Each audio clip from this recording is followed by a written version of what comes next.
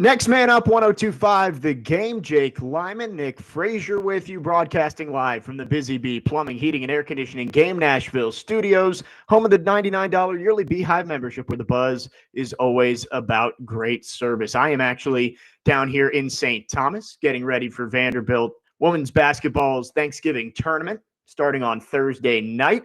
Nick Frazier back in the studios. Nick, what's going on? Oh, just enjoying another cold day in Nashville. It must be nice in the nice, sunny 75 degrees. Is that right?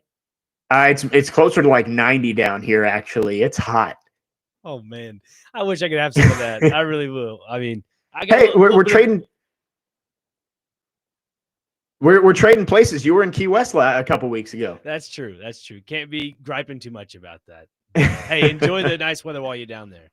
Yes. It's been good. Got in yesterday. We'll be doing the show from here today and tomorrow. Shortened show tomorrow as Vandy men's basketball also down in the Caribbean. They're in the Bahamas, and they start with Western Kentucky tomorrow at 11 a.m. So it'll be a little shortened tomorrow, but full show today. Lots to get into. I was not here yesterday, so we've got plenty to react to with the Titans, Vanderbilt, and much more. Nick, I think there's only one place we can start. You have been the number one fan for catching the strep, and Xavier Restrepo made his debut. Got to get your thoughts on the first time we've seen Xavier Restrepo on an NFL field. Hey, cough, cough. Everybody's catching the strep around here. It's the season. Look, I mean, the guy had, 18 snaps offensively, 26%. I mean, that's pretty solid. The fact that he had 2 receptions, had 6 targets, his longest catch was 14 yards. Look, I'm not going to say that was an amazing game, but the catches he had were vital in some of the, I guess, extra efforts the Titans were trying to pull out a win. So to me, I'd call it a success of a first game for Xavier Restrepo. He should be playing the rest of the season, in my opinion, primarily because the Titans don't have much to really cheer for. And also, I think they know what they kind of have in Elkaio Manor. I'm not saying Restrepo should be taking those number 1 reps, but I think they need to rotate him in there because it looked like Cam was able to improvise and just kind of be himself a little bit in the pocket. I think he's starting to come into his own as the season has gone along, but incorporating Xavier Restrepo into the equation has, I'd say, given him an extra boost to the season. Yeah, I agree. I mean, I think it's not like he went out there and put up 8 catches for 100 yards, but he looked like he belonged out there on an NFL field. And I think, with 6 games to go, you really don't have much to lose. Keep giving him reps. You did see it on that 3rd down play where the connection between Ward and Restrepo did come into play. I mean, Restrepo juked left, he went back outside, and then found a little hole in the middle of the field, and Cam Ward was able to find him on the run. So is connection with the quarterback the most important thing for a young receiver? No. Like you can't put Xavier Restrepo on the field just because him and Cam have played together before and kind of know what each other are going to do.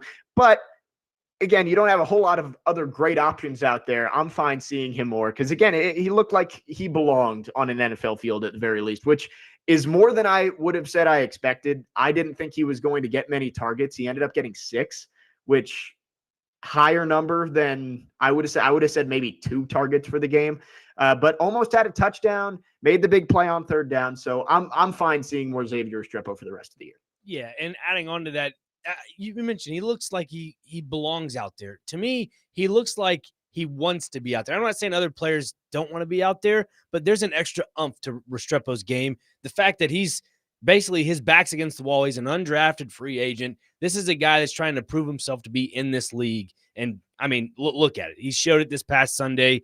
If Mike McCoy can say, hey, if I'm going to go for it on 4th down, or if I can, get some 3rd downs where I can maybe implement some plays for Restrepo, that could be the answer for the Titans going forward. I mean, I'm not saying Restrepo is the end-all be-all answer, but in some cases, like you mentioned, he just went left, went right, shook off a defender here and there, and that's something that you can't really have with a rookie wide receiver and a rookie quarterback unless that they played at the collegiate level together. So that's just kind of where I'm at with it, because right now they already have that chemistry from college, and you're still trying to build chemistry with the Chim DKs of the world, the Elkaio Manners, your Gunnar Helms. We've seen flashes of those guys, and we saw flashes with Xavier Restrepo this past Sunday. But if you incorporate him more into the equation of this offense, I think we'll see more than just flashes. I think we'll see some consistency.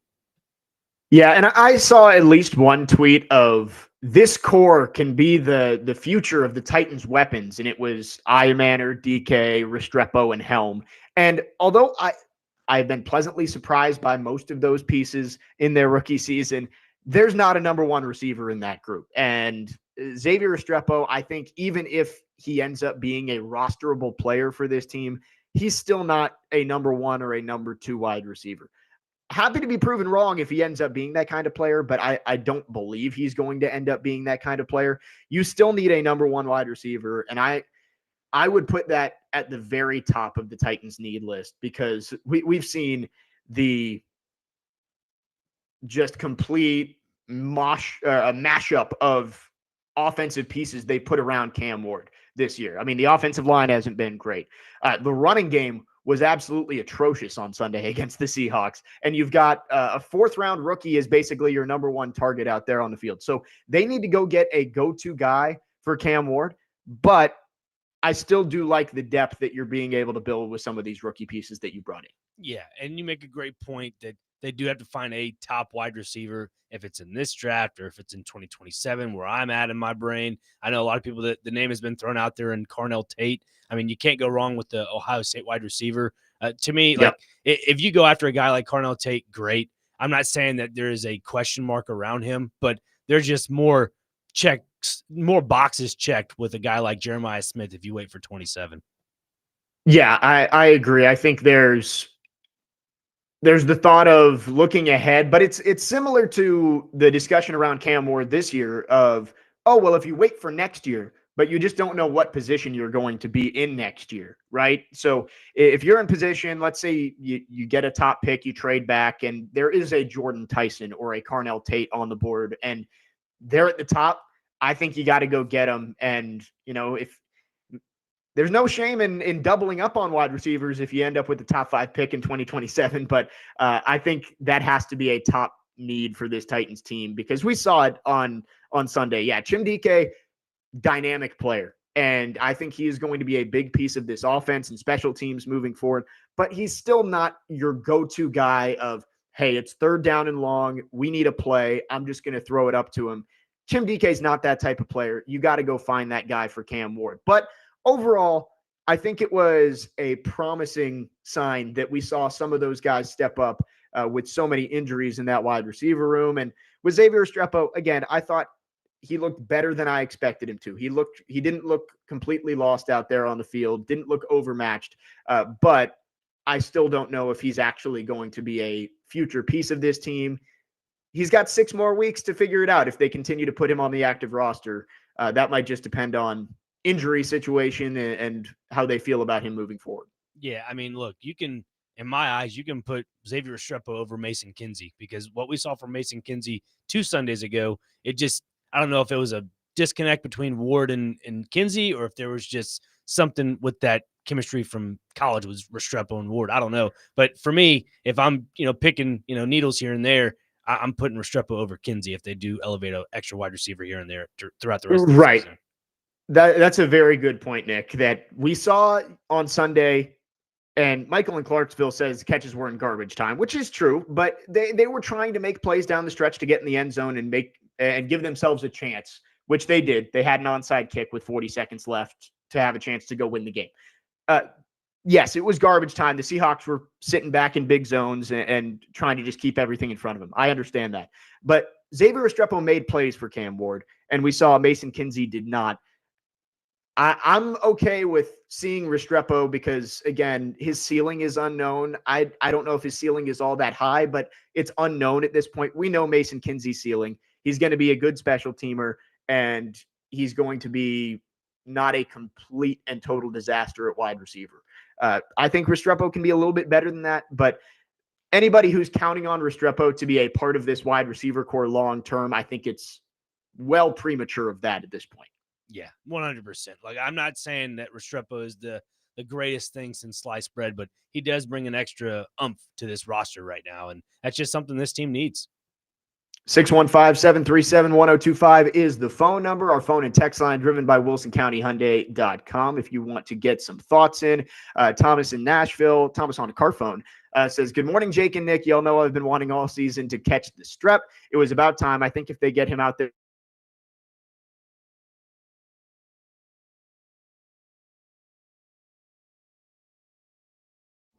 We may have lost him. We may have lost Jake. I'll continue what he was saying on the text line there. It says here Okay. from Thomas on a car phone. Good morning, Jake and Nick. Y'all know I've been waiting all season to catch this Strep. It's about time. I think if they get him out there more, he will make more plays. I was excited when he almost caught that touchdown. Let's see where it can go from here. Thanks, guys, from Thomas on a car phone. And you're absolutely right, Thomas. I appreciate the text. We appreciate the text. I just think if you keep implementing a guy like Xavier Restrepo into the equation of this offense, I mean, the more reps, the better you get. I mean, they say the more repetition, the better it goes. But we'll just see in due time. I'm curious to see what Mike McCoy does going forward. In my opinion, if I'm Mike McCoy, you put a guy like Xavier Restrepo out there. One, because it pacifies the fans and your questionable play calling on 3rd and short or 4th and short, whatever it may be. You get a guy like Restrepo out there that kind of becomes the eye candy decoy for your coaching miscues in some aspects. So we'll have more about that with the Titans here on Next Man Up, 102.5 The Game.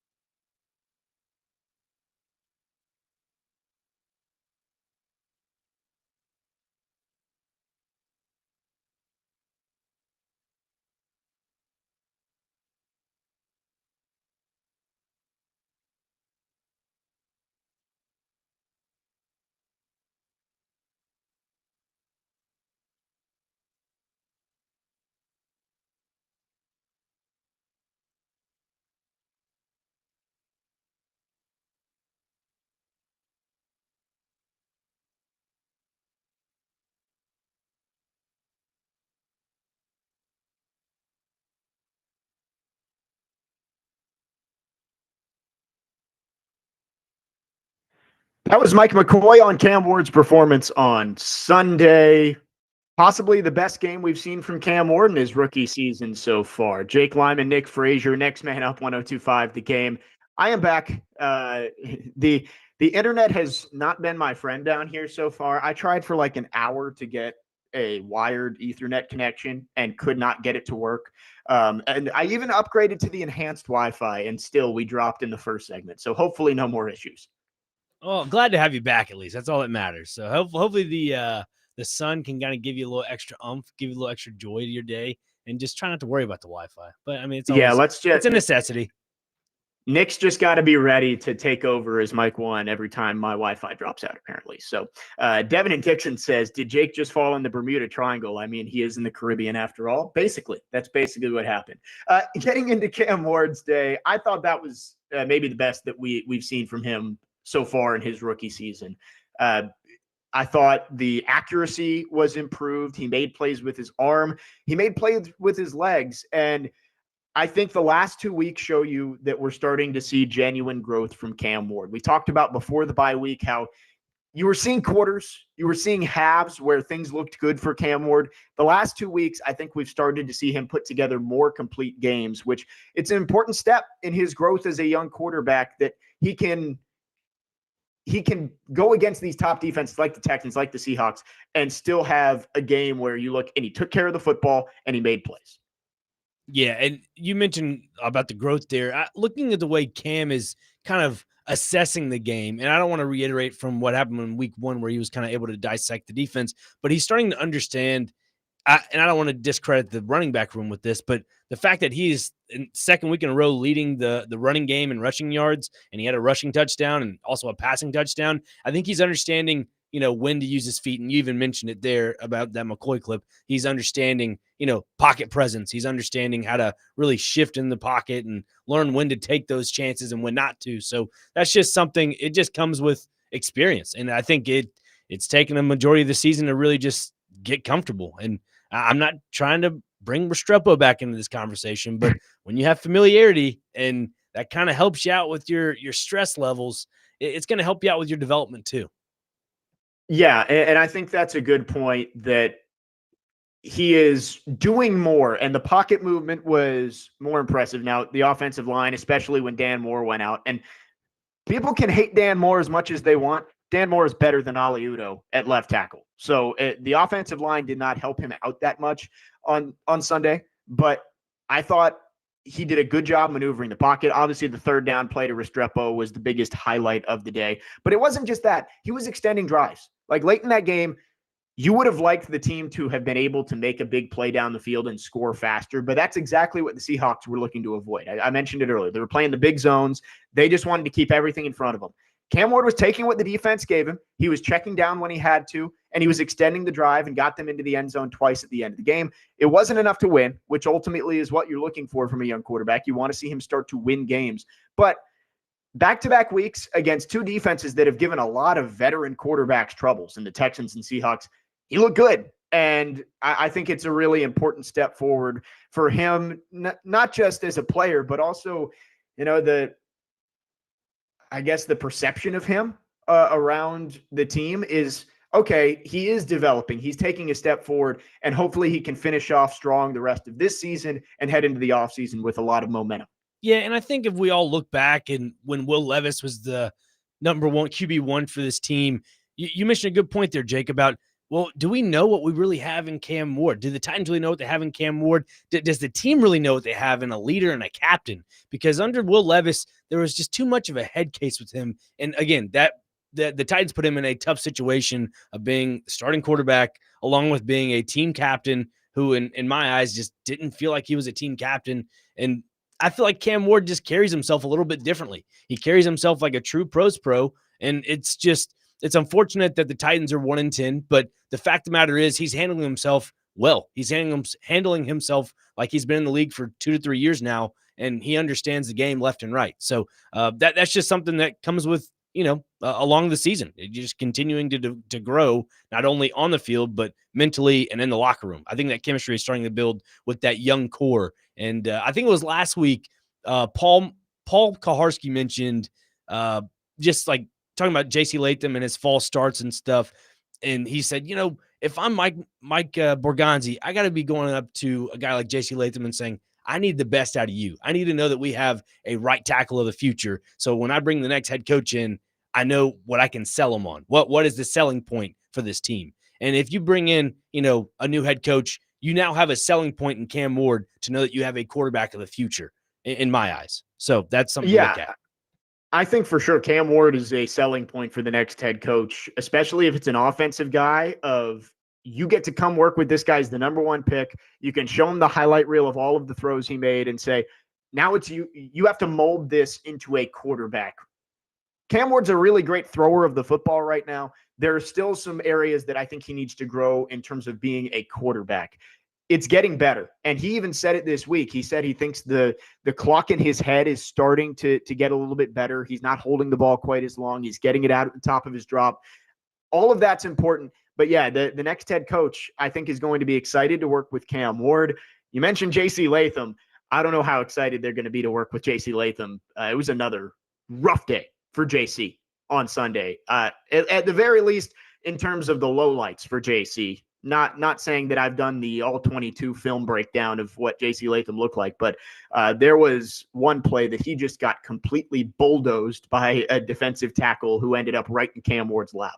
Yeah, it's a little concerning looking at that because, look, I'm no savant at reading body language or whatever it may be. But, when Tehran posts those videos of players going into the locker room before the game, again, this is just tossed away garbage if you want to take it that way. Take it with a grain of salt. But the way he was carrying himself going into the locker room, it definitely looked like he had a chip on his shoulder, and there was a lot mentally on him. I mean, you can just kind of see that in body language a little bit, and it definitely showed on the field where he just didn't have a great game again.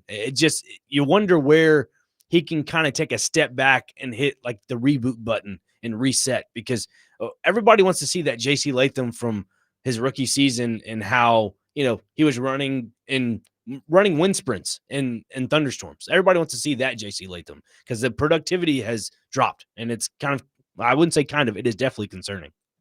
Yeah, JC Latham last year got off to a strong start at left tackle. I think better than most people expected. And then he hit the rookie wall, which happens. We're seeing it with Alec Iamanaher right now. The injury, of course, is part of it too. But both those guys, we've seen strong starts, and then you just get to a point where it starts to decline. We thought the offseason was important. JC Latham transformed his body. I thought he came back and looked ready to go. And then the injury in week one, I wonder if that maybe stunted some of his confidence and some of the growth that we saw. This offseason is going to be absolutely crucial for JC Latham because if he doesn't turn it around this year, then you have to start looking for another tackle, which I know is the Titans. That is the one position where the Titans have invested the most and have gotten the least return out of over the last 5 years. They keep drafting tackles early. They spent $80 million on Dan Moore, and they still don't have two good tackles. You would hate to have to spend high first-round picks or first or second-round picks on each of the next 2 years on tackles. But right now, Dan Moore, I don't expect him to be on this team beyond 2026. And JC Latham, unless he shows a lot of growth in the next 15 months, I don't know if he's going to be around beyond 2026. And that's not where you want to be with a young quarterback, not knowing who his tackles are going to be. Yeah, and it makes you wonder too, Jake, about JC Latham with that whole hip injury early on in the season. And it makes you wonder where is that for him? Do you think that might be an aggravating injury that obviously nobody's talking about now because it's air quotes done and dusted? But do you think that's something that might be aggravating him a little bit when it comes to his lateral movements? Because as to why his production is just low on the field. Yeah, I don't know because everybody really loved the anchor that JC Latham had coming out of Alabama. Like he was always going to be able to dig in and push back even these power rushers who are going to try and just bull rush you. And we haven't seen that. Like, I mean, he got knocked on his ass on Sunday. And he got swim moved on the outside, gave up an inside move that Cam Ward got sacked on. Like it just hasn't been good. I think the injury, I don't know if it's lingering, but I wonder if the injury and the mental side of it is still affecting him. He came back, he worked hard this offseason to transform his body, And then week one, snap, you're out of the lineup for a month. And I wonder if he has struggled to get back into the game mentally since then. Yeah, I'm in that same boat because even Paul Karski asked Lloyd Cushenberry a couple weeks ago about his, aggravating Achilles injury. Is that still on his mind? Is that a mental hump he's trying to get over? And he kind of alluded to it. He kind of beat around the bush and said yes, but there are other factors to it. I kind of have the same feeling when it comes to a guy like J.C. Latham and that hip injury in the past. He's one of those guys that you cannot afford to miss on. He has to figure it out because, again, you've spent so many high draft picks on tackles. Isaiah Wilson, Dylan Radins, Nicholas Petit-Frere, J.C. Latham and even Peter Skronsky. I know he's been a guard, but like he played tackle in college. Radins never played, or he played a little bit of tackle for the Titans, but for the most part, he was a guard. You've taken 5 guys who played tackle in college over the last 6 years. You can include Jalen Duncan in that too if you want. And right now, none of them, except for Skoronski at guard, has actually panned out. So you've got to figure it out because these draft picks are valuable. You have so many other holes. You need a wide receiver. You need multiple cornerbacks. You need pass rushers. Having to spend another high pick on a tackle would be very disappointing for this team.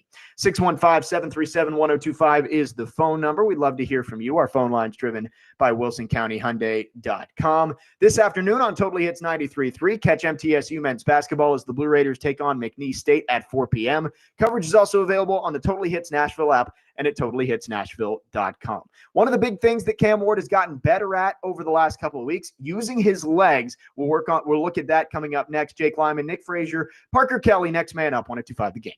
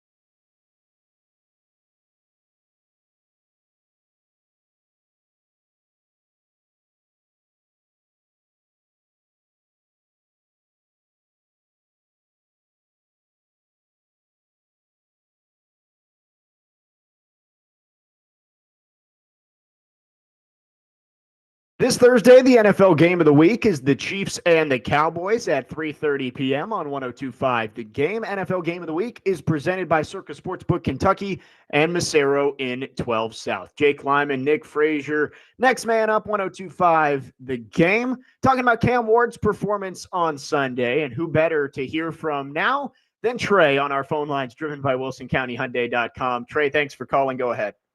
Thank you, guys. Happy Thanksgiving. Happy Thanksgiving to you too, Trey.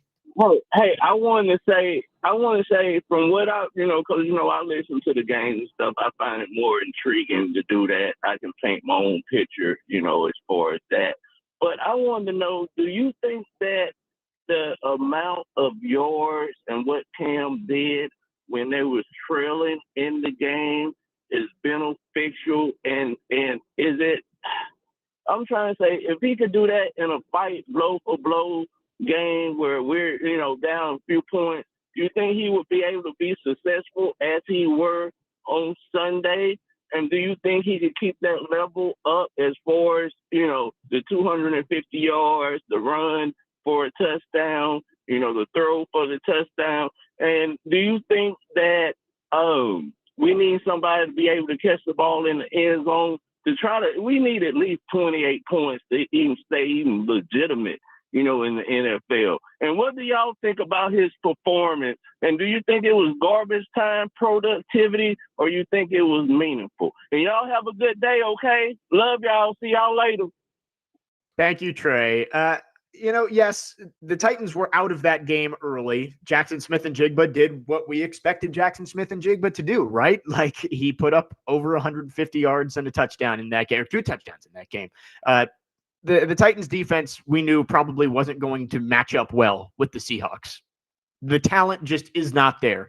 But Cam Ward looked good, and Trey asked, do you think Cam Ward can do that in a game where they're down by a couple of points? He did it last week against the Texans to tie the game up. So I think that answers that.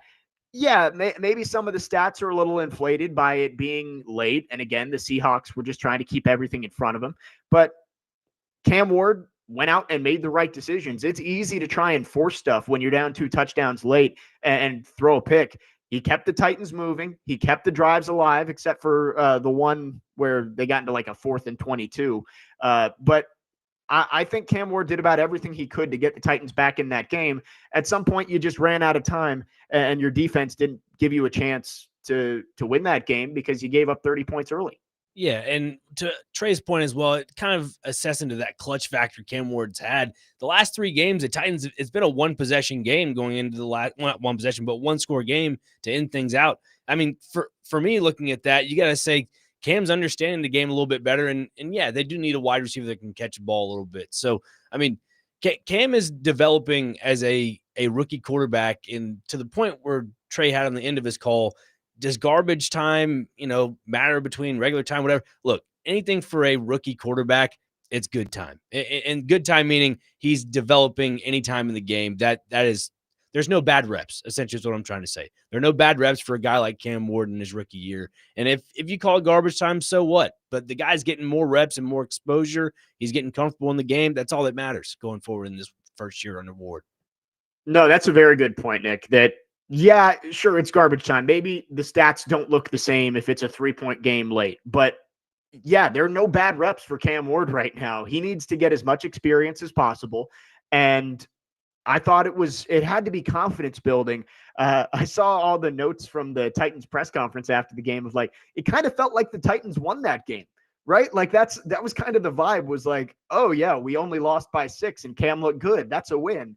And to be fair, right now, an almost win might be better than a win because the Titans are still in line for the number 1 pick, and we'll get into more of that later. But I think that had to be a confidence builder, not just for Cam, but for that whole offense of, hey, we can go down the field multiple times in the 4th quarter and score touchdowns and get ourselves back into a game. It just so happened that you were down,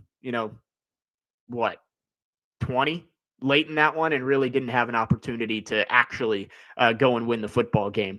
I did want to mention here Cam Ward and his willingness to run. The last couple of weeks, we finally started to see him take off a little bit more. In fact, he was the Titans' leading rusher on Sunday because Tony Pollard and Tajay Spears could not get anything going running the football.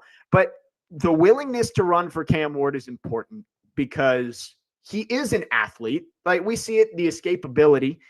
Is he Lamar Jackson? Absolutely not. But he's a guy who can go pick up 10 to 15 yards with his legs if he has to.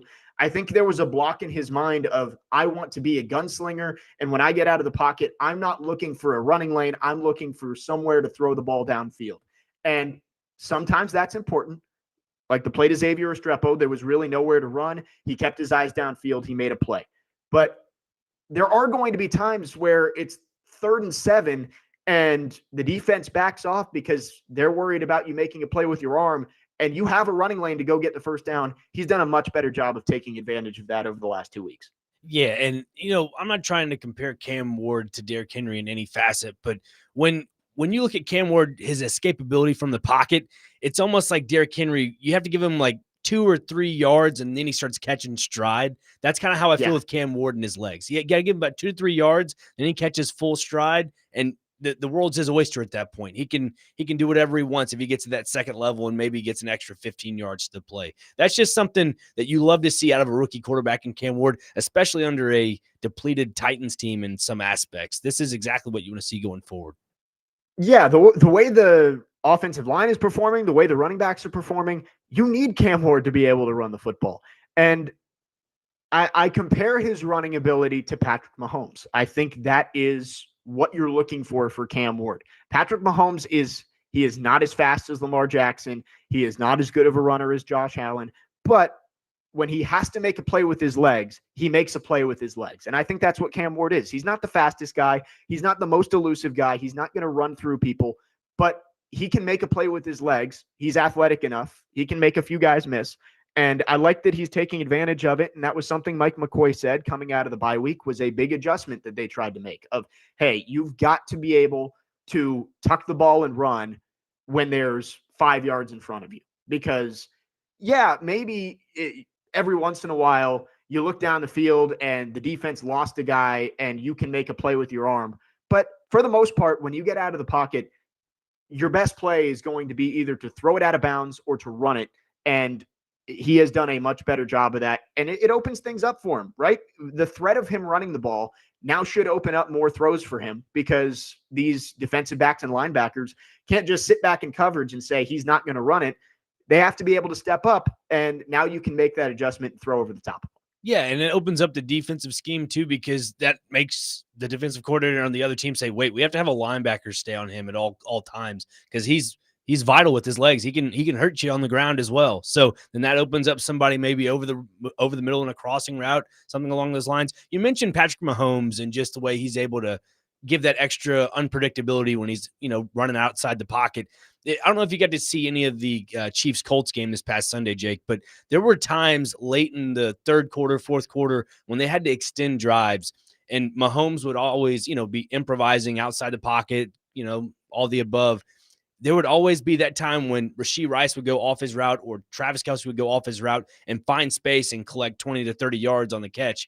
That's something that we've seen flashes with Cam Ward, and that should be promising for Titans fans going forward. It's just a matter of getting that wide receiver for Ward going forward.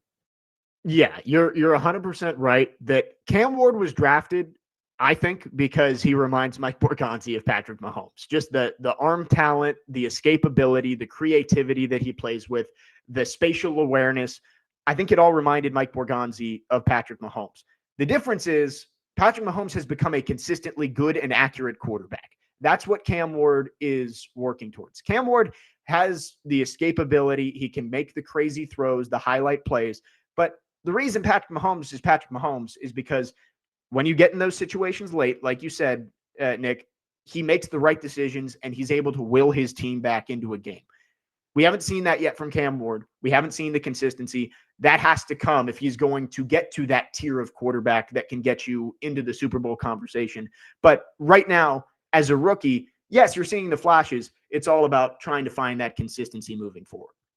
100%. And looking at this Titans team right now, especially with Cam Ward, you have to remember that as Ward progresses in a game, he never had a starting quarterback over him, whereas Mahomes did. So he's learning all this on the fly in a roundabout way. It's all firsthand, trial and error, whereas Mahomes got to watch it from the bench for one season. So there's just something you got to keep into factor as well.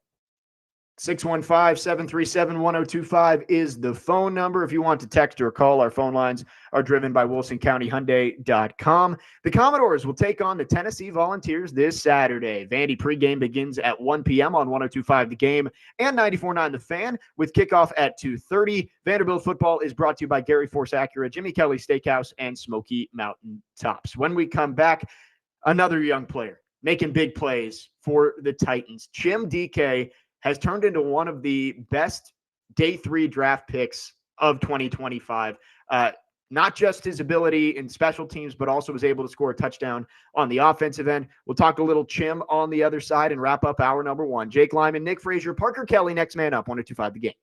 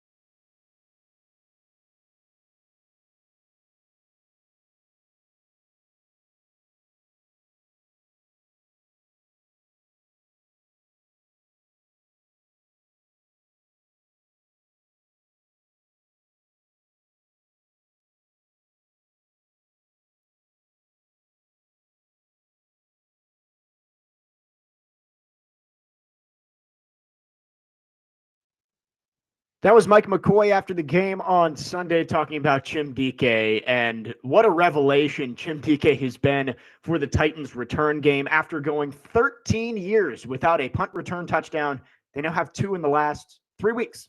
It has been unbelievable to see what Chim Dike has been able to do, and also making plays on the offensive side of the ball. Jake Lyman, Nick Frazier, Parker Kelly, next man up, 102.5 the game. Chim Dike, when the Titans picked him at the top of the 4th round, there were a lot of people who I think were a little bit disappointed. There wasn't quite a name value with Chim Dike that you had with, say, an Alec Iamander, who they took later on in the draft. But he has turned out to be one of the steals of this draft, on track to break the NFL's all-purpose yards record as a rookie, likely going to be a Pro Bowler, maybe an All-Pro as a returner in his first season, and something the Titans have just desperately needed for years. Yeah, absolutely. A guy in the punt return game that is averaging 19.5 yards per return it's impressive, because like I tweeted earlier, I think he's made Titans fans fall in love with the special teams again. Because to me, as a guy who played special teams in high school, you take pride in what you do, and that's something that Chim Dike has done. And you have to give credit, and I guess you can give credit to Brian Callahan in this case, that for this being the one hire that has really helped out, and that's Bones Fossil. I think Bones Fossil is the one constant in this Titans staff that has really helped grow this entire development of the special teams, because he's a fundamental basics guy that makes sure all your players are well in tune with what they're trying to do on the field to accomplish. And that's something that Chim Dike has just taken with stride. I think you make a great point there of Titans fans are excited about special teams again. I mean, how far removed are we from Mike Vrabel saying, "Rand, get me some returners who can catch the ball"? Like that's what it was for almost a decade of, please just catch the ball. Don't have a disaster on special teams. And now it's, hey, they're punting. Maybe Chim could take it back. And that is just such a polar opposite of how this fan base has felt about the return units for years, where it was just like, hey, just do what you got to do. Do not blow this and give the ball back to the other team. Now Chim Dike is a guy, yes, he did fumble the one against the Texans, but besides that, he has been flawless in terms of making the right decisions, and is also a dynamic athlete where if he gets the ball in space, it's going to be really tough to bring him down and catch him. Yeah, and mentioning Mike Vrabel there, Titans fans have just been so distraught of like, oh, Kyle Phillips would be great. Oh, put Mason Kinsey back there. Oh, put Right. whoever Jaquan else Jackson. back there. Jaquan Jackson. Yeah, it doesn't work. But when you find a guy in Chim Dike who has the size, who has that breakaway speed, and like you mentioned in the draft, he's one of those sleeper picks that nobody really thought of. He didn't have that eye candy name, and it also brings to the point of Florida. I mean, Florida being a prolific, in the past program, they just haven't had the best success in recent years. And it just goes to show you that there is true value of players on those teams that don't really do much at the college level. So, and also too, let me add on to the Chim Dike aspect of all this and bringing Bones Fossil back into the conversation. You look at this special teams unit and they're growing as the season progresses, but also that brings in a factor of, well, not only do we have to worry about the offense and Cam Ward's progression, but we know now that we can rely on special teams. Like you kind of mentioned earlier, Titans fans are kind of looking forward to what can Chim Dike do on special teams. So it brings back the multiple phases of football where it's offense, defense, and special teams. And I think Bones Fossil's done a really good job to keep his namesake here in Nashville going forward with that next coaching staff. Yeah, and Weston Clarksville on the text line asks, will it be the new coach's decision to keep or replace Fossil? Yes, but I can't imagine that there isn't going to at least be an offer made, right? Like Bones Fossil is one of the most respected special teams coaches in the NFL. And we've talked about it too, that Mike McCarthy is a name that's been brought up for the Titans. Who knows if it's going to end up being him, but like Mike McCarthy employed Bones Fossil in Dallas. So I would expect that would be an easy decision for him. But that's one that the Titans cannot let Bones Fossil leave the building, right? Like whoever they hire in the interview, it should be, hey, don't worry about a special teams coordinator. Bones Fossil is your guy as long as he wants to be here. Yeah, and you look at that hiring hierarchy of, Chad Brinker and Mike Borgonzi. I mean, look, Mike Borgonzi said in previous press conferences, he constructs the roster. In my opinion, that would also umbrella the staff into that. I would say Borgonzi would overrule anything when it comes to building this team to have a winning product on the field. So if I'm front office, Borgonzi's sticking his hand out there and say, "Whoa, hold the phones. Bones Fossil's getting an extension, and or we're going to keep him here for the long haul." Well, and they did extend the coaching staff at the beginning or the end of last year. That's That right. was a report that came out. So I believe Bones Fossil is at least under contract for next year already. So it's not like he's a free agent and you have to coax him to come back. I believe as long as the new head coach wants him, that he is under contract. And if Bones Fossil really doesn't want to keep working in Tennessee, then I would guess they'd let him go. But it seems like there's probably mutual interest. Every time you see Bones Fossil on the broadcast, it looks like he's having a good time. The players like him. I think that is one of the easier decisions the Titans are going to make this offseason. There's going to be lots of big decisions the Titans make. A lot of them are going to be tough this offseason. It's an important offseason. I think keeping Bones Fossil should be one of the easier ones that you make. Yeah, and I don't want to poo-poo on Mike McCoy at all, but when you have a coach in Bones Fossil that's kind of rallying the guys around you, that's something you kind of build off of. And that's something to where you kind of find a baseline of, well, if we're trying to get offensive production, let's build off special teams. And I think it builds from the ground up. And that's something that Titans fans haven't been able to really rally around since, I don't know, 2005. Yeah, no, it has been fun to actually feel like special teams can be a game changer in the right way instead of the wrong way for the first time in a long time. And you know what? Mike McCoy obviously has been disappointing as the interim head coach. He still hasn't won a game, but credit to Mike McCoy of, I feel like he did lean into the aggressiveness a little bit more. A lot of it was out of necessity. When you're down 2 touchdowns late, you kind of have to go for it on 4th down, but it did feel like a more aggressive game plan from him. They actually used a quarterback sneak on 4th down, which almost failed, but a little bit of credit to Mike McCoy for being less conservative. It's a low bar, but less conservative than he has been through his first, 5 weeks as the head coach. Yeah, I thought I saw some pigs flying over Nissan Stadium Sunday. I was like, no way. We're seeing a 4th down conversion. 615-737-1025 is the phone number. We'd love to hear from you. Our phone line's driven by WilsonCountyHyundai.com. Looking for a great spot to pregame on Sunday before the Titans game? Stop by John Bon Jovi's and pregame with 1025 The Game.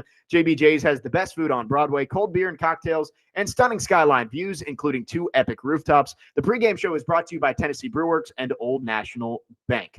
We will talk more Titans later on in the show, but it is rivalry week. Vanderbilt and Tennessee, maybe the biggest game in this rivalry's history, at least in recent history, coming up on Saturday from Neyland Stadium. Vanderbilt trying to keep their college football playoff hopes alive and get a 10th win. Vols trying to play a little bit of spoiler. We'll talk about it coming up next. Jake Lyman, Nick Frazier, Parker Kelly, next man up, 1025 The Game.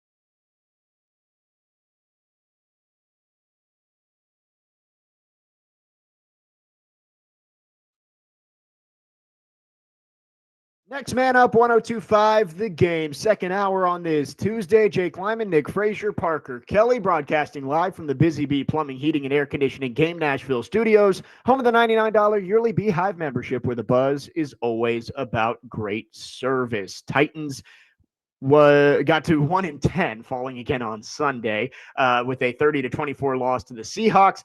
Vanderbilt with a big win over Kentucky. Tennessee blows out Florida, setting up a collision course for Saturday in Knoxville. Commodores 9-2, just outside the playoff right now.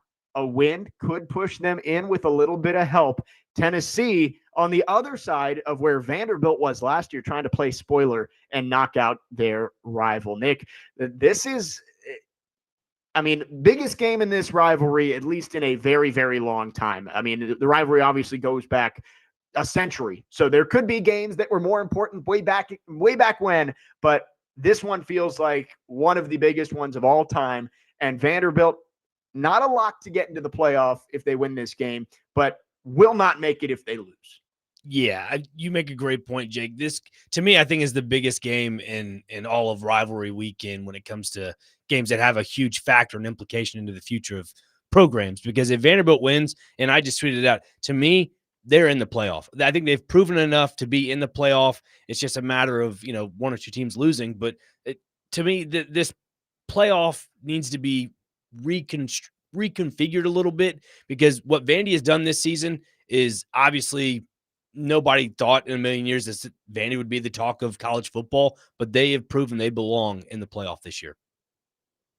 Yeah, I would hope they get in at 10-2, but you're going to need help, right? If every other playoff team wins, you're not going to make it at 10-2. And it's tough to say that because, again, this Vandy team heading into the season had the second hardest strength of schedule. And I know heading into the season doesn't matter because obviously a lot of those teams haven't ended up being as good as you expected them to be. But Vanderbilt going 10-2, 6-2 in the SEC, winning all their games at home, that not being enough would obviously be a tough pill to swallow for Vanderbilt fans.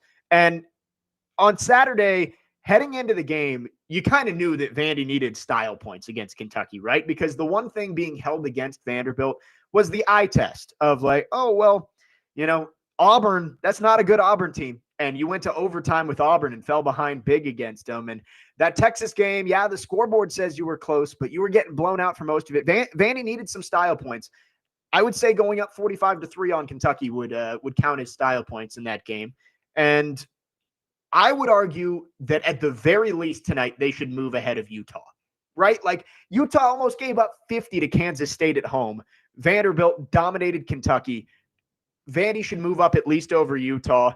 And if it were up to me, they would still have been ahead of Miami last week. I think they should move back ahead of Miami as well.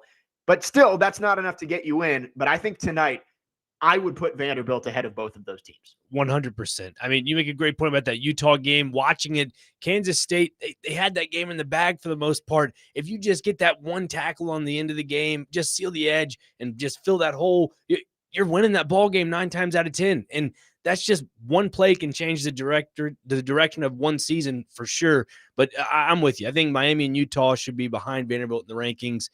And look, if it comes down to the BYU-Utah game that happened earlier in the season, BYU beat Utah. So that gives you another reason why Vandy should be over a team like Utah right now. And again, you make a great point that the second toughest schedule in the nation going into the season, that should play a little bit of a factor. I know you mentioned it a while back. Games in November matter more than games in August. And I think going into a season, you got to put into factor. And then also just in the grand scheme of it all, that does matter about strength of schedule. Yeah, and Miami, they beat Notre Dame. That is a way more impressive win than anything that Vanderbilt has done this year. But they also lost to Louisville and SMU, and those have to matter too. Vanderbilt's losses are both on the road against Alabama and Texas, who are, top 15 teams in the country, top 20. Vanderbilt's resume is better than Miami.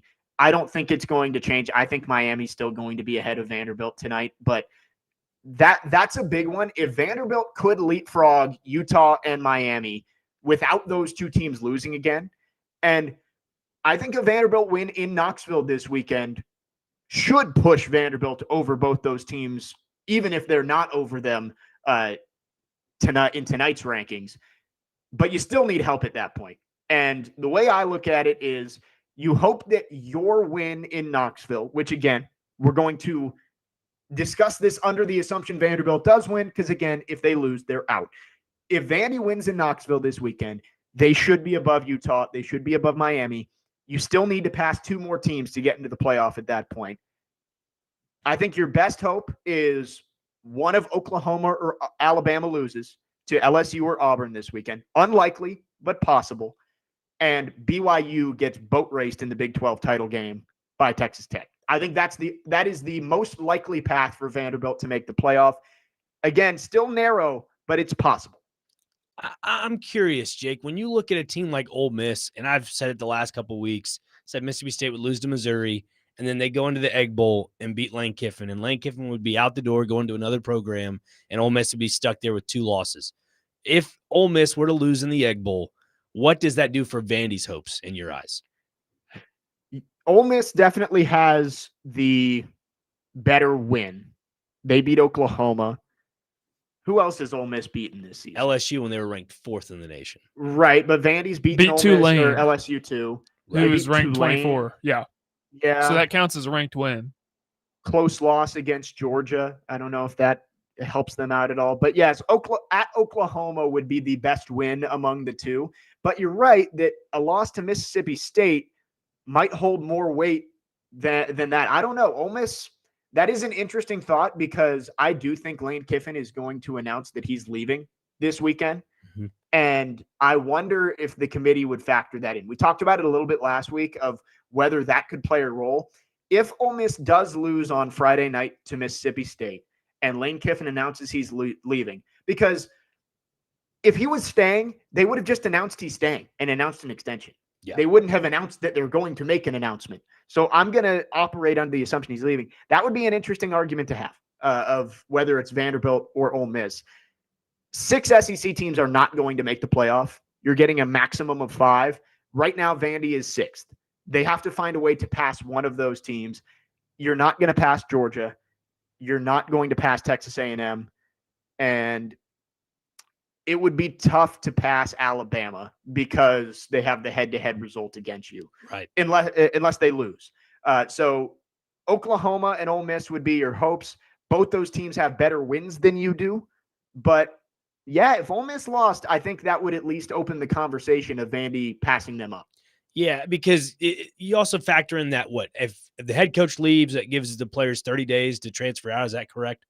Right. Yeah. So then back to your point about the committee, they should factor that in. They really should, because you're not going to field out a team that's, I'm not saying a bunch of practice squad players, but they're not your regular starters. And so that's a factor that you got to put into there. I don't know. If I'm a Vandy fan, I'd be cheering for Mississippi State on Friday night to win in the Egg Bowl and see Lane Kiffin not be in tears, but have a weird sarcastic smirk on his face saying, I loved Ole Miss. I love my time here, but I'm going on to bigger and better pastures. I would not be shocked if he leaves on Saturday. And Scott on the text line says that Heather Dinich said this morning the committee does take into consideration players or coaches that are not available. So if Ole Miss loses and Kiffin bails, they may be out. I think that's a good point from Scott. Now, is that the most likely scenario that Vanderbilt needs to be looking for? Probably not. I think Ole Miss is going to end up winning. But It's a rivalry game. You never know. And I did see that. Scott says it's written in the rules, and I did see that this morning on ESPN, that written in there is players or coaches who are unavailable could impact their selection. Forgot what I was going to say. Didn't this happen previously, Jake, with Florida State when they were undefeated? Right, yes, with Jordan Travis. Yeah. So then that played a little factor into their playoff hopes. So it could be a possibility. Yeah, that's true. And I remember what I was going to say is the committee last week during the selection show did also say that conference championship games are going to be factored in as another data point. They did not say that they will not punish teams for losing in the conference championship. That could help Vanderbilt with BYU, right? Like that's the one that you need BYU to lose by 20 again to Texas Tech to possibly knock them out. I don't know if Alabama losing in the SEC championship game would be enough to knock them past Vanderbilt again because of the head-to-head result. That's always going to loom large over Vanderbilt. But the BYU one, that is important. Matthew in Nashville says, doesn't Vandy need Utah to lose also, even though they won't be playing in the Big 12 title game? Matthew, if Vanderbilt is not ranked above Utah today, then something is going horribly wrong in that committee room. Like, you look at the wins, you look at the losses, Vanderbilt's resume is better than Utah's. And they keep using the eye test. They said, oh, Utah, they blew out Arizona State and Cincinnati. We really liked what we saw from them. Well, they almost lost to Kansas State and gave up 50 points to the Wildcats this weekend. If Vandy is not ranked above Utah, it is then sorry, Vandy probably doesn't have much of a chance to get in. It's tough to say, but if the committee is not going to put Vanderbilt above Utah this week, then they're not going to do it at the end of the year either. Yeah. I mean, right now, Vandy has a 21% chance, according to their all-state playoff predictor. If they beat Vanderbilt beats Tennessee the upcoming weekend, the predictor is saying they have a 51% chance of making it. So it's a coin flip, essentially. Yes, 51%. So Vandy wins, better than 50-50, according to the all-state playoff predictor. You need help, right? Like, Vanderbilt winning and not getting any help like they have the last couple of weeks isn't going to be enough. But if you get a couple of results to go your way, again, whether that's maybe Pitt beats Miami this weekend, maybe you see BYU slip up, or Oklahoma loses to LSU, one of those things needs to go your way to have any shot. But obviously, the most important thing is Vanderbilt needs to beat Tennessee this weekend. And Saturday's college football game of the week. Go ahead, Parker. Let me read you a stat. This is going to tie in perfectly to what you were talking about. So the Bear, Chris Felica, put out a stat yesterday, and this is per ESPN.com. We talk all the time about this eye test. So this is average in-game win probability. Okay. And this is how Miami compares to the other CFP contenders. So Miami is 5th. Out of every team that is contending for the college football playoff, Miami is 5th. Utah is 10th. Vanderbilt is 28th, and BYU is 31st. Wow. That's very interesting. And something that the committee might be taking into account. There's so much that needs to go on over these next couple of weeks. Like, Vandy does need help. They need chaos, which is not something I think you would have thought at the beginning of the year. If you say Vandy goes 10-2, wins all their home games, beats Tennessee on the road, like, you wouldn't have thought that there would be any question they'd get in. But yeah, they're going to need some help if they're going to end up playing in that 12-team bracket. 615-737-1025 is the phone number. If you want to text or call, we'll get to some of your texts coming up next and take an early look at Tennessee and Vanderbilt. How do these two teams stack up heading into the showdown in Neyland on Saturday? And speaking of which, Saturday's college football game of the week is Vanderbilt at Tennessee at 2:30 p.m. on 102.5 The Game and 94.9 The Fan, presented by Twin Peaks Restaurants and Circa Sportsbook Kentucky. Coverage is also available on the Game Nashville app and at thegamenashville.com. Jake Lyman, Nick Frazier, Parker Kelly, next man up, 102.5 The Game.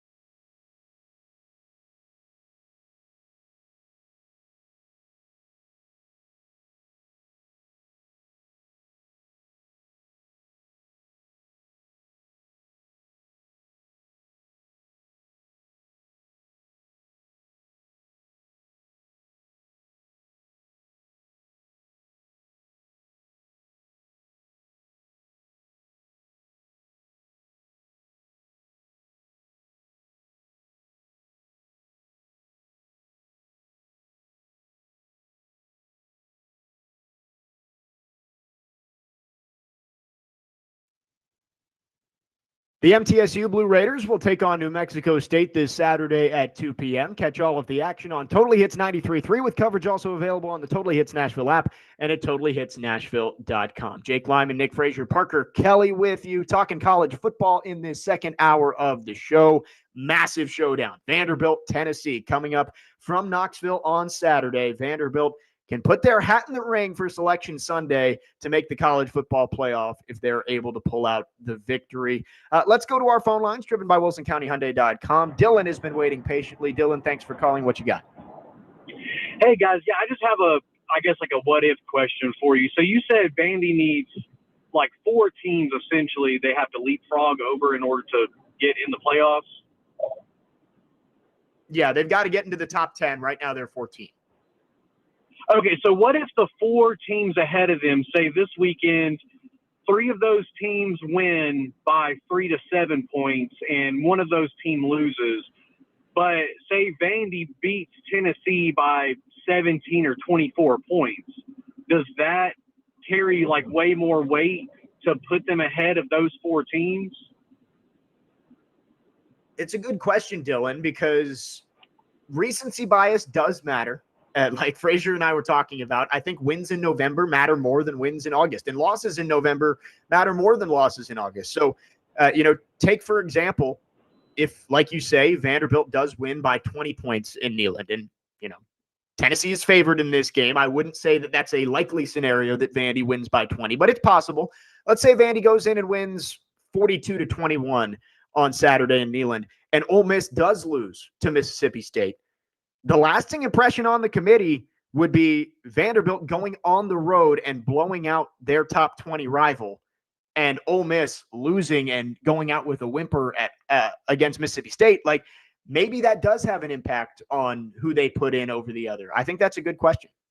Yeah, 100%. I mean, this Vandy team, to me, I think if you have one of the, I wouldn't say oldest rosters, but one of the more veteran-esque rosters in all of college football, and you're still producing at this level, I think that plays a little bit of a factor into it as well. But yeah, Dylan's right. If Vandy goes out there and wins by 20 points, like you were talking about, to me, I think they leapfrog a handful of teams to get into that top 12 spot.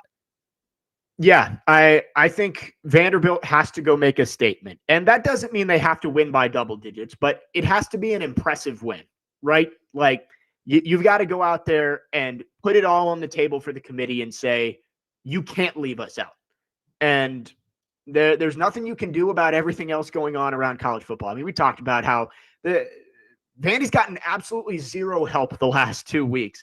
Right. I mean, Oklahoma beating Alabama 2 weeks ago. That was a horrible result for Vandy. And you're in a much better place if Alabama wins that game. And then this past week, you're rooting against those 2 Big 12 schools. Kansas State is up 10 with like 2 minutes to go and blows it. Utah stays alive and wins. And then BYU, yeah, they ended up winning by double digits against Cincinnati. But anybody who watched that game can tell you that Cincy should have won that game. They missed 3 field goals and they fumbled inside the 10-yard line. And then BYU scored a garbage time touchdown with like 30 seconds left in the game. That Cincinnati probably should have won that game too. Vandy's just getting zero help. And you hope maybe something breaks through and you get some chaos this week. But all Vandy can control is going out and trying to put a statement on display for the committee and say, hey, this is why we should be in Tennessee. We're going into Neyland, 100,000 fans screaming at us, hating Diego Pavia, and we went in and won to end our year. That's all Vanderbilt can do at this point. It's going to be tough. I mean, Tennessee looked really good in the swamp on Saturday, going up 21-0 before, was it 28-0 before Florida even got a first down? Yeah, I believe that was right. It was something like that. It was big margin. Tennessee was dominant, and that offense is going to be tough to stop. Chris Brazzell, we talk a lot about the great wide receivers in college football. Brazzell deserves to be up in that conversation, and he's going to be a problem for this Vanderbilt defense. But Vandy can score too. We've seen it. Vanderbilt can put up points with the best of them. If I had to guess, I think this is going to be an old-fashioned shootout in Neyland. First one to 50 might win this game between Vanderbilt and Tennessee. I'm hoping we get an all-time classic between these two teams. I hate it that I'm probably going to be on a plane for the second half of it, which is tough. So the women's basketball team plays at 11 a.m. Central Time on Saturday, then pretty much goes straight to the airport and flies back. So I hate that I'm probably going to miss how it ends up, but hopefully the plane lands in Miami where we're making a connection and we can open up the door, the phones and see that Vanderbilt got the win, but it's going to be a fun one. Can you not pull some strings up there in the air there, Jake? I mean, it's a Vandy charter. Can we not get a little direct line of communication, a direct line of just a feed of something? I mean, come on now. Yeah, sadly, I don't think I'll be able to get anything going. Maybe actually, because it is a longer flight, maybe they'll have like the live TV on the seatbacks. That would be ideal. It's not a charter. We will be commercial because it's a smaller airport here. It's tough, but it's going to be tough not to be able to watch it. But it's going to be a super fun game. Yeah. I can't wait to see it. What do you think if Vandy takes this game to overtime, or say this game just ends in overtime and they end up winning by, like, I don't know, a field goal or a touchdown or whatever it may be?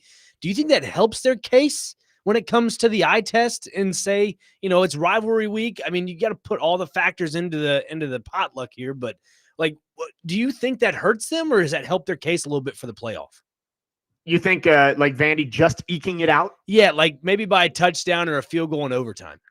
I mean, a win is a win, and a win, as I've said all year, 10-2, you at least get to sit down on your couch on Selection Sunday and feel like you got a chance. No matter what the win looks like on Saturday, if Vanderbilt goes into Neyland and gets a win, they're going to at least have a chance to get into the college football playoff. If you blow out Tennessee, I think it makes your chances all that much better, right? Because it is such a cluster of teams at 10-2 that it's splitting hairs to decide between a Miami and a Vanderbilt and a Utah. And if BYU loses a second game, and if Alabama's 10-3 and loses the SEC championship, like you're splitting hairs. A statement at the end that's that lasting memory in the committee's mind, that obviously is going to help you. But a win is a win, and a win at least puts you in the conversation. Yeah, the eye test to me, and I'm sure you probably feel the same way, it's aggravating because if I'm somebody on the committee looking at the eye test factor into all this, Vanderbilt definitely takes the cake in the eye test for me. I don't know if that, that doesn't help out Vandy's case at all because I don't have no say in anything like this, but the eye test it's just hit or miss. And when you look at a team like we talked about in the last segment, Utah and BYU, the eye test is not really there. I mean, especially for Utah, that is barely eking out a win over Kansas State. But I think Vanderbilt has a true case to be in the playoff, and it's just unfortunate that some people call it brand bias, whatever it may be, but they're just on the outside looking in.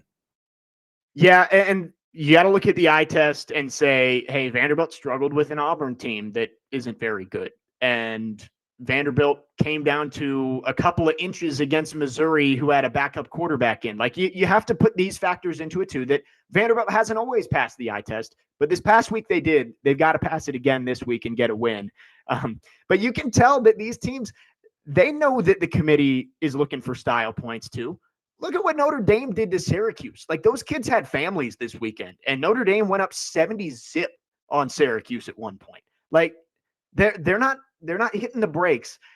Miami against Virginia Tech, that was a 10-point game late, and Miami kept pushing the ball down the field to get one more touchdown at the end to make the score look a little bit better. Now, they controlled that game from start to finish, but they wanted it to look like it was a bigger difference in score than it actually was for most of the game. It's funny. The style points matter. And yes, Vandy winning on a walk-off field goal in Neyland would put them in the conversation, but Vandy going up 21-0 on Tennessee and running away with it obviously says a whole different thing about this Vandy team. And I think a hot start is absolutely massively important for this team. Yeah, you mentioned at the beginning of this segment that both teams, it could be, right up to 50 points. Whoever scores last wins the game. According to Gentry Estes, he's put out there that Tennessee and Vanderbilt both have top 20 offenses nationally, and defensively ranked UT at 109 and 111 for Vanderbilt. So passing yards allowed, that is. So this could be a gunslinging atmosphere when it comes to Saturday. Yeah. Game. That's what I said. First one to 50. I think that's what we're looking for on Saturday. 2349 on the text line says connect to the plane Wi-Fi and listen to 94.9. No excuses. There we go. Thank you. I don't know why I didn't think of that previously. I will be listening to Andrew and Norm in the air. I'll pay whatever it takes to get the Wi-Fi and be able to listen to that game on Saturday. Come on, Jake. That's muscle memory, buddy. I know. And that's literally my job. So I don't know why I didn't even think about that.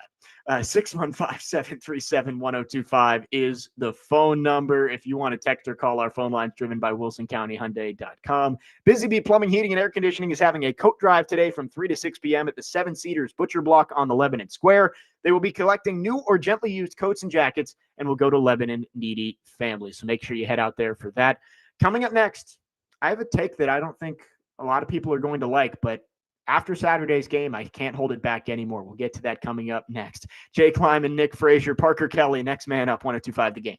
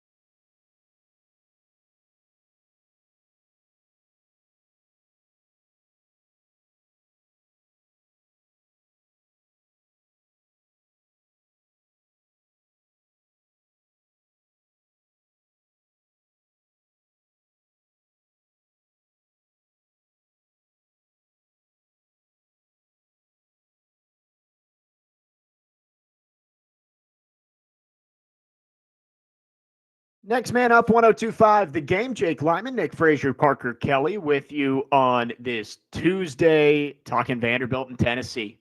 Massive showdown in state. Commodores are 9-2. Vols are 8-3. Playoff spot on the line, and we can't wait for it on Saturday. Let's go back to our phone lines, driven by WilsonCountyHyundai.com. Nathan in the Borough is on the line. Thanks for waiting, Nathan. What you got for us today? Hey guys, how you doing? Doing well. So I was just wanting to comment on, like, when Vanderbilt played Auburn, they had just fired the coach, and they had no film on the new coach or anything. And I think Auburn's just playing a lot better right now. I mean, they put 62 up this past weekend, I think.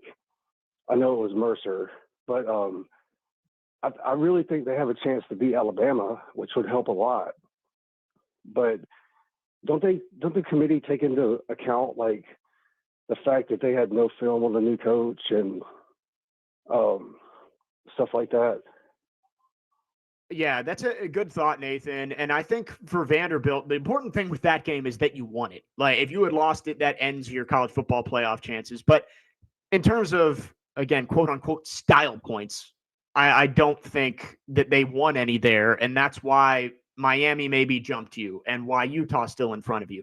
This week, he got the style points against Kentucky. I mean, you put up 45 points.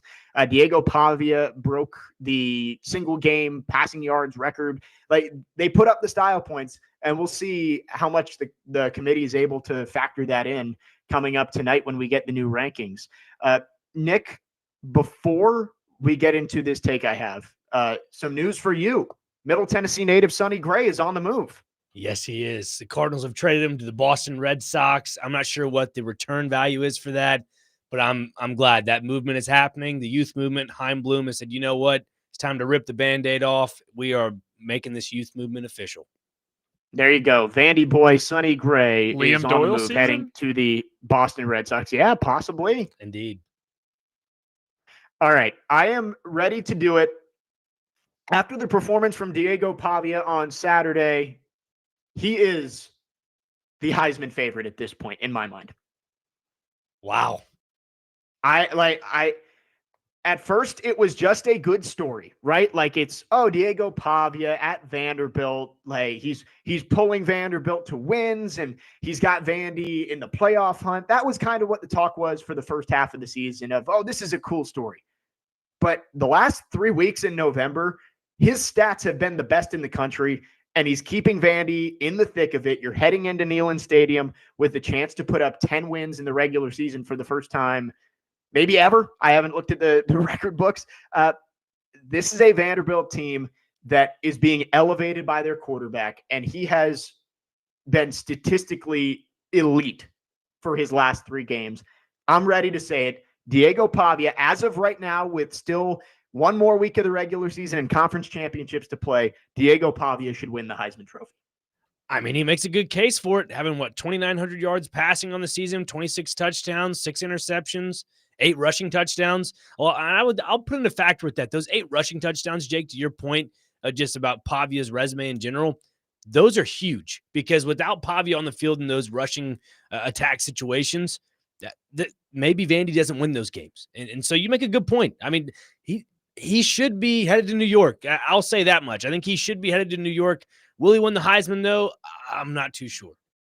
I think the performance on Saturday against Kentucky, putting up nearly 500 yards passing, 6 total touchdowns, that should guarantee him a seat in New York, barring a complete and utter collapse on Saturday in Knoxville, which I don't expect to happen.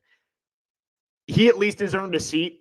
I think he's got a chance to claim that trophy this weekend if he goes and puts up a ridiculous performance and beats the Vols in Neyland Stadium. You look at the stats.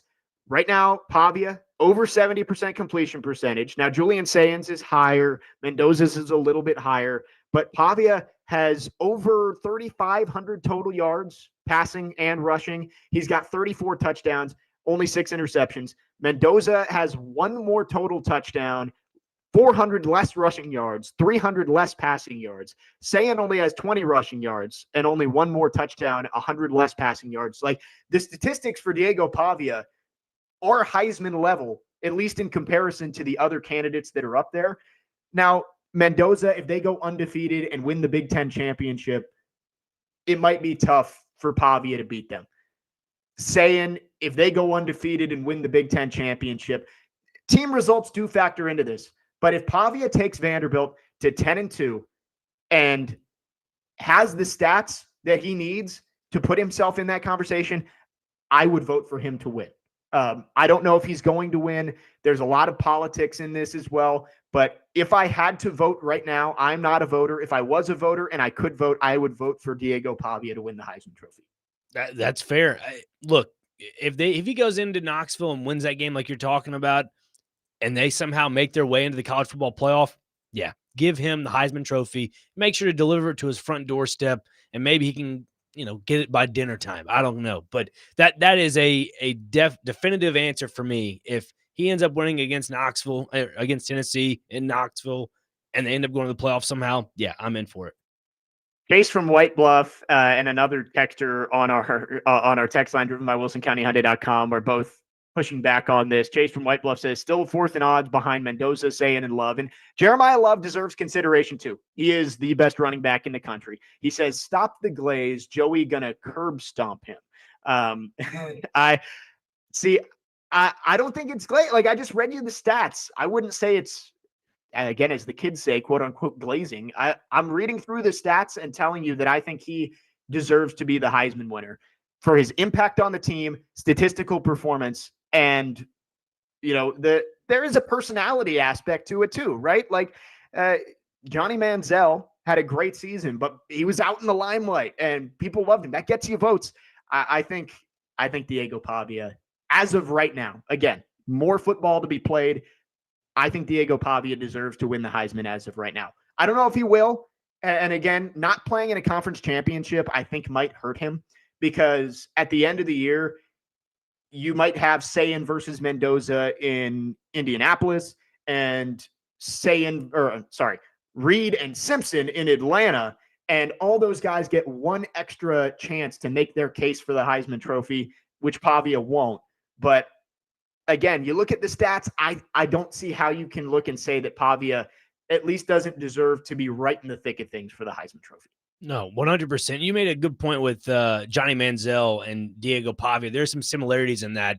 And I'm not just saying statistically, but just as a team as a whole. I mean, you have Eli Stowers, easily the best tight end in all of college football.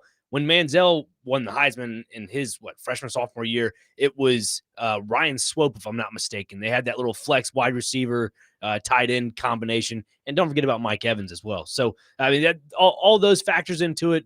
I think Vandy has something similar in those aspects, and the way he carries himself in the limelight. Yeah, you're right. Maybe those are some style points you can add on to the Heisman resume, but you're right. The statistics, they're definitely over the top compared to everybody else in comparison to that. He's got to have the Heisman moment this weekend, I think. Like, you got to go into Knoxville and be the reason that Vanderbilt goes and wins the game. If I had to guess if he's going to win the Heisman Trophy, I would say no. But the odds keep growing, and I think he's got just as good a shot as anybody heading into the final week of the regular season. 0365 says volunteers are going to absolutely try their best to murder Diego Pavia on the football field for running his mouth. He says he won't pass for 100 yards. I mean, yeah, Pavia, he did a lot of talking in the offseason, especially that Bussin' with the Boys clip that has been circulating heading into this week. There's been a lot of time for that to be played and heard in the Tennessee locker room. We'll see if it has an impact on the field. But Pavia has to go out and prove that he deserves the Heisman Trophy. Just like Vanderbilt this week, you've got to make a statement to the committee saying you deserve to be into the playoff. Pavia's got to make a statement to the nation that he deserves to win the Heisman Trophy this week. Yeah. But as of right now, I think his stats are deserving of being in New York and having a good chance to win it. Yeah, 100%. Looking back at Pavia when he was on with Bussin' with the Boys, he wanted to just make that known that he was manifesting that. And then when he was on at SEC Media Days with Chase and Big Joe, he even talked about manifestation of that whole entire process. So this guy knows what he's doing. It's not a calculated risk. It's calculated attempts, and that he's capitalizing on those attempts. So you're right, Jake. I think this is his Heisman moment this Saturday. And hopefully this is my only worry about Pavia going into Saturday is if he tries to turn this into too much of a Heisman moment and treats it like the Alabama game where they were trailing early, and well, not early, but they were trailing at one point and started forcing a bunch of throws over the middle that led to picks. So if he can stay away from stuff like that, he should be okay. That's a very good point, that there is a lot of pressure on this game this weekend for the Heisman Trophy, for the playoff. We saw what happened in Alabama when Diego tried to do a little bit too much.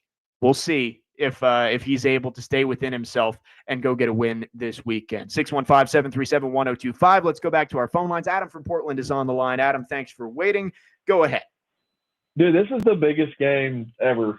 And we so need it, especially in the state of Tennessee. We need it. But Pavia, this is why I think Pavia, nationally, he should get way more attention. All I can remember is Vanderbilt being terrible. All I can remember is Vanderbilt football. Like, I can remember Vandy playing against Austin Peay and it being a real close game. Like I'm talking like history of stink and like people saying they shouldn't even be in the SEC. Like, you guys, like, I know y'all are young, but I'm sure you remember, like, it wasn't that long ago. And it was one dude. Like, y'all could pretend like it's all Clark Lee and a system. This is a dog, man. Without that quarterback, they're not doing what they're doing. So I hope nationally he gets the attention. I worry about him this weekend, man. I thought UT had cashed it in, but when I saw him do what they did to Florida, I'm like, oh God, they're gonna stop. So I don't know, man. We'll see, but I think Pavia is as good a quarterback as we've seen in the state in so long. So I hope he gets it, and that's a personal bias, but I worry about him this weekend. Yeah, thanks for the call, Adam. And this weekend is not going to be easy. He has to head in there and handle a tough environment, a team that doesn't like him very much, and a defense that has been playing better. I mean, they shut down Florida on Saturday. So I'm excited to see it. Pavia has a chance. It can go one of two ways. His Heisman hopes and playoff hopes could completely crater with a loss, but it could completely skyrocket with a win. So we'll see what happens this weekend in Neyland Stadium. 615-737-1025 is the phone number. We'll wrap up hour number 2 after this. Going to get back into the Titans at 11 a.m., but we'll finish up our college football conversation next. Jake Lyman, Nick Frazier, Parker Kelly, next man up, 1025 The Game.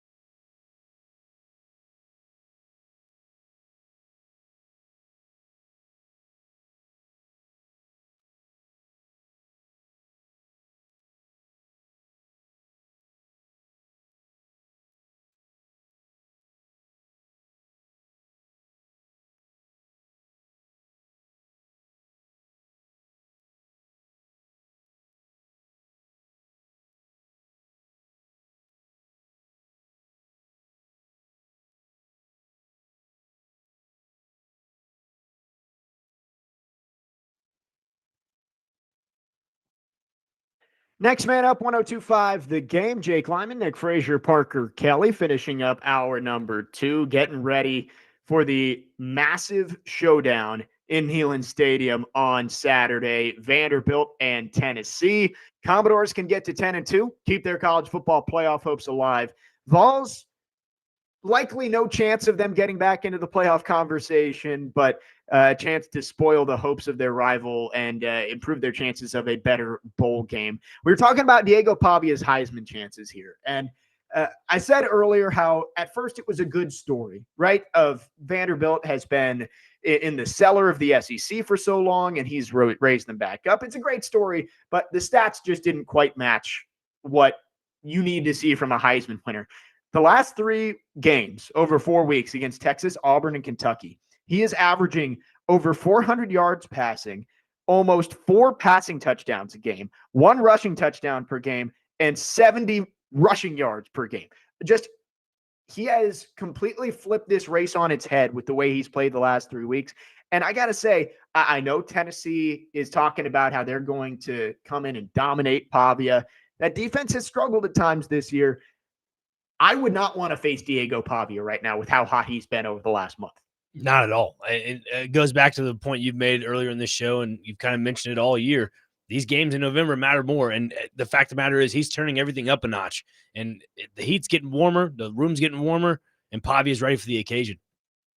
Yeah, and last year it was tough for Diego and for this team in November where they just couldn't win. I mean, they did beat Auburn 2 days into November in a 17-7, kind of slugfest, but then losses to South Carolina and LSU and Tennessee in 3 straight weeks. And in those games, Diego Pavia was completing right around 50% of his passes, less than 200 yards a game, only 4 total touchdowns, rushing and passing in 3 games.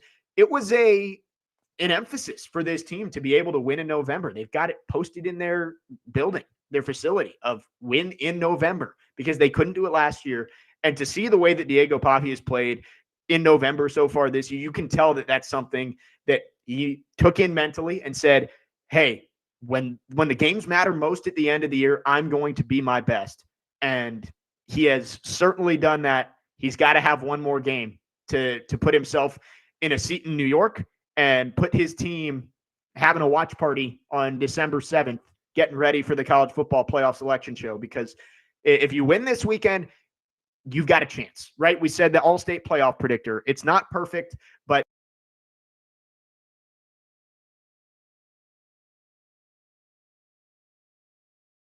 so they've got to go out and win, and it's got to start with their quarterback. Yeah, looking at Pavia as a whole, Connor and I kind of had this conversation over the weekend just about winning those games where you should take care of business. And looking at like the Virginia Tech game, Charleston Southern, even South Carolina, that was one of those games I think was the prove it point in the Vanderbilt season going into the latter part of the year. But Georgia State, you put up 70 points. Utah State, you put up 55.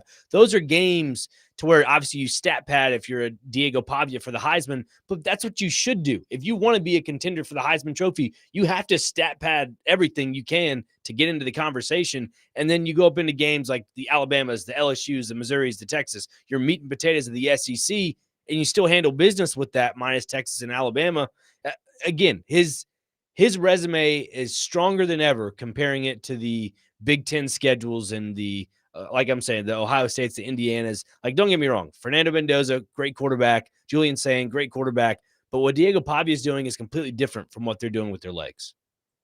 100%. And it's going to be tough for Diego to win the Heisman because Sain versus Mendoza in the Big Ten championship, those are the 2 guys that you're battling with. The winner of that game is going to get a big boost in the national spotlight. Unless that game ends like 10-7 and both quarterbacks don't look good at all, it's going to be tough because I think that game is going to be what a lot of voters hinge their decision on. But Pavia, he's earned the right to have a seat in New York, and he's got one more chance to make a statement in front of the voters and in front of the College Football Playoff Committee this weekend. Scott on our text line says, pump the brakes on Tennessee's defense playing better. They played New Mexico State and Florida, the worst offense in the SEC. Every other SEC team has put up 31+ on them. And it's a good point. Statistically, yes, they have looked better over the last couple of weeks, but you have to factor the opponent in. And that's why I said I think it's first to 50. Both these defenses have shown flashes, and Vandy's defense has made plays. They got a deep defensive line. They've got some playmakers in the secondary with Colby Taylor and Martell Height and CJ Hurd. But both these defenses have struggled at times, especially against the elite offenses. There is no limit to how high the scoring can go in this game. I really don't think there is. And that's the beauty about rivalry weekend. Normally you see that in the Big 12 with your Kansas, your Kansas State, your Oklahoma State when they were in the Big 12. A lot of those games were just barn burners, back and forth, back and forth. Now you're going to have that in the SEC, and it only makes the product even better. Yeah, and it's funny because we're saying all this of how it's first to 50, and it is a rivalry game. It could end up being 17-13 at the end. Like, we have no idea. But either way, so much on the line for Vanderbilt this weekend, whether it's their team hopes, Diego Pavia's Heisman hopes. There's so much on the line. Tennessee trying to play some spoiler this weekend. That is a 2:30 kick, a 1 p.m. pregame show right here on 102.5 The Game and 94.9 The Fan. Cannot wait to get that one underway in just a couple of days. 615-737-1025 is the phone number. Back into the Titans on the other side. The Titans with another phenomenal almost win on Sunday, and they are still in pole position for the number 1 pick. There are a few key games down the stretch that could decide who ends up picking at the top of the draft. We'll talk about it coming up next. Jake Lyman, Nick Frazier, Parker Kelly, next man up, 102.5 The Game.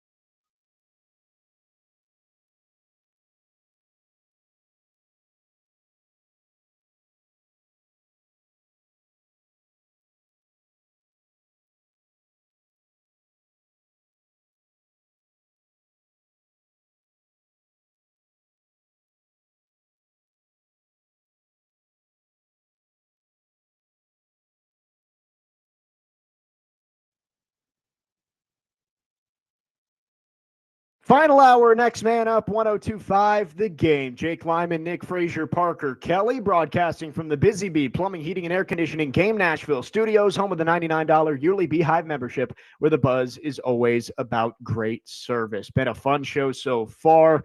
Just went through that Tennessee-Vanderbilt matchup. We don't get a ton of time this week to preview maybe the biggest game in this state's rivalry ever. Only 3 hours today. It'll be an hour and a half tomorrow leading into Vanderbilt men's basketball, but going to be a ton of fun in Knoxville on Saturday. We're going to get back into the Titans, but Nick Frazier, the return on Sonny Gray has come back. Richard Fitz, who was a MLB pitcher for the Red Sox this year, so already in the big leagues. And then Brandon Clark. Fun fact here for you, Nick Frazier. Brandon Clark was coached by the same high school coach as yours truly. Really? Yes. Different high schools, but same coach. My coach left after my junior year and went to another school where he eventually coached Brandon Clark. So you're telling me he's in good hands? He's a flamethrower, lefty flamethrower. So I think it's a good trade for the Cardinals. It's good to know. Hey, it's like I said before, the youth movement has begun in St. Louis. That's all we need. We need youth development and build from the bottom. That's all I can hope for right now. Yeah, there you go. Former Vandy boy Sonny Gray gets traded from the Cardinals to the Red Sox. Brandon Clark, Richard Fitz heading back the other way to St. Louis. Just got to say, I love that we have college basketball on already. Feast Week is the best, and it's the same thing tomorrow where 11 a.m., 24 hours from right now, Vandy men's basketball is taking on Western Kentucky. Having college basketball on basically like 12 hours a day, it's like a mini March Madness on Thanksgiving week. So I've got Towson and Liberty on in the hotel room right now, which never would watch that game typically, but it's 11 a.m. Central Time, so why not? Same thing here in the studio. That was exactly what was on ESPN2. You got that one on? Yeah, there you go. Liberty trailing 5-2. All right, back into the Titans. We've wasted enough time. Titans still holding the number 1 pick in the draft, 1-10. I've said it for the last 3 weeks. Almost wins are what you want, where team plays well, you get some flashes from your young guys, but you still put another one in the loss column. And that's exactly what happened on Sunday against the Seahawks. Titans came back from down 30-10, got it to a point where they had the onside kick to try and get the ball back, but still lose by 6. So Titans are in pole position. You've got the Giants at 2-10 who are right behind him. Couple more teams with just 2 wins, the Saints, the Jets, the Raiders, and then Cleveland is at 3-8 along with Washington and Cincinnati. So Titans almost certainly are going to end up, with a top 5 pick in the draft. But the number 1 pick is super, super valuable considering you could use it to trade back and amass a ton of high value picks for the next 2 years as you try and rebuild this roster. There are a lot of games coming up between teams that are in contention for that number 1 pick. And we're going to get to one coming up in about 10 days in the next segment. But the one that everybody points to is Titans and Saints in week 17. And I actually look at it and say, I think week 17 is going to be the deciding factor on who picks number 1 in the draft. Because again, Titans and Saints, those teams, both with 2 or less losses. Head-to-head is not a tiebreaker, by the way, in the NFL draft order. So, but the Titans have the hardest strength of schedule, so they would lose most tiebreakers. And then also that week, Giants and Raiders. And I really think the Raiders might be the biggest threat to the Titans with the top pick. They're only 2-9, and they are bad and getting worse as the season goes along.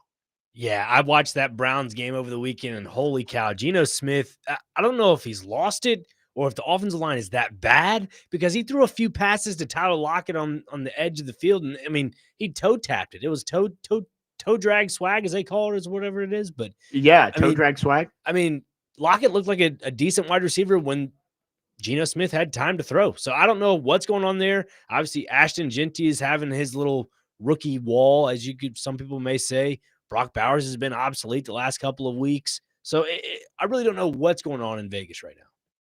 Yeah, it was 10 sacks? Myles Garrett now with 18 on the season. I wouldn't want to face Myles Garrett ever. I mean, the Titans saw it 2 years ago where they were moving tight ends back and forth, trying to chip Myles Garrett as he was rotating around the defensive line. the Browns are they've got 3 wins now. I don't think they're going to catch the Titans for the number 1 pick, especially because I think that defense does keep them in games. But the Raiders are definitely a threat. The loser of that Raiders and Giants game put them right up there at the top of the draft order. It's going to be the loser of that Giants Raiders game, loser of Titans Saints, probably going to be the top 2 picks in the draft, depending on how everything else sorts out around the last 6 weeks of the season. Let's go to our phone lines driven by WilsonCountyHyundai.com. Michael is on the line wanting to chime in. Michael, thanks for calling. Go ahead. Hey guys, thanks for taking my call. I really hope, obviously, we get the first overall pick. And do the Jets have a 3 or 2 first-round picks this year coming up? They have 2. 3 next year, Okay. 2 this year. Okay. I wasn't sure if it was 3 this year or 2 next year. But my thing was, if I thought we would maybe get 30 first-round picks this year for trading down, and my dream scenario for getting 3 first-round picks somehow this year would be Reuben Bain, Carnell Tate, and Jeremiah Love all in the first round. But if we can only get 2 of those 3 guys, who do y'all think of those 2 we should take? Oh, that's a good question, Michael, because I really like all 3 of those. And I know the positional value on running backs it's not great, but you look at what Jahmyr Gibbs is doing for the Lions, and when a player is good enough, you don't think about where they were picked in the draft, right? Like, you don't look back and say, well, yeah, Jahmyr Gibbs is good, but you probably shouldn't have spent a first-round pick on a running back. No, you're just thankful that you have Jahmyr Gibbs. So I really like Jeremiah Love, but I think if I had to pick, you really need an elite pass rusher. You really need an elite wide receiver. I would probably go Bain and Tate out of those, although I would prefer Arvell Reese over Reuben Bain if given the choice. Interesting. Yeah, I'm in the same boat with you, Jake. This team needs a edge rusher more than a wide receiver. I think they can supplement a little bit of some wide receiver by committee for a year. But look, if they're able to get that number 1 overall pick and somehow trade it back and acquire a first-round pick next year and acquire draft capital for the 2025 draft, or excuse me, 2026 draft, whatever it may be, like that's all a positive. It's just if you can supplement it in the draft upcoming, then you should be okay. So like trade back out of that 101, get maybe a first this year, later on in that round, get something in the second, and then supplement the rest in later rounds, and especially later draft picks in the years to follow, excuse me. Yeah, I mean, having the number 1 pick just opens up so many different avenues for you. You could stick and pick if there's somebody that you believe is a game changer. I think you're better to trade down no matter what. But being the number 1 pick, we've seen it with different teams that trading back doesn't necessarily mean getting yourself out of the area to take a blue chip player. Like, there are going to be teams in the top 5 that need a quarterback. And if you find that there's a player that you really want at the top of the draft, you could maybe make a trade back with somebody like the Jets or the Raiders or the Saints who need a quarterback and still get Arvell Reese or Jordan Tyson or whoever it is. But if you maybe value the volume of high value picks, you could trade down to a team further back. How about the Los Angeles Rams? This is a team that people aren't bringing up as a quarterback landing spot because, they have Matthew Stafford, but the Rams do have 2 first-round picks this year because they have the Falcons. Right now, they would be picking 11th. Maybe that's a spot where the Titans would want to go of, hey, we could trade back 9 or 10 spots, still get a really good player, but that trade is not only going to get you maybe 2 first-round picks this year, a first-round pick next year, a second or third. You're going to get more of those 30 total picks and 12 top 100 picks that Borgonzi and Brinker have been talking about over the last couple of years. I like where your head's at, Jake. I like that a lot because the Rams are a team that any draft pick that you give them, their scouting department tends to capitalize on it. And yeah, to your point, it'd be perfect spot for the Titans to draft back or trade back because that's kind of where you're going to see your Carnell Tates, your Reuben Bains, the middle of the pack in the first round. You don't want to overpay for a guy like that at the top of the draft. Yes, and being at the number 1 spot gives you all of those different avenues of Mike Borgonzi can again, I think it's the worst option of the three, but if there's a player that you absolutely cannot miss on at the top of the draft, gives you the option to take him at the very least. You can trade back a little, you can trade back a lot, depending on how much value you think you're getting and the players that you really like towards the top of the draft. So being the number one pick, very important in these final 6 weeks. The Titans want to be picking number one, obviously. There's one game I think that they have to win down the stretch. 615-737-1025. We'll talk about that next. Jake Lyman, Nick Frazier, Parker Kelly, next man up, 1025 The Game.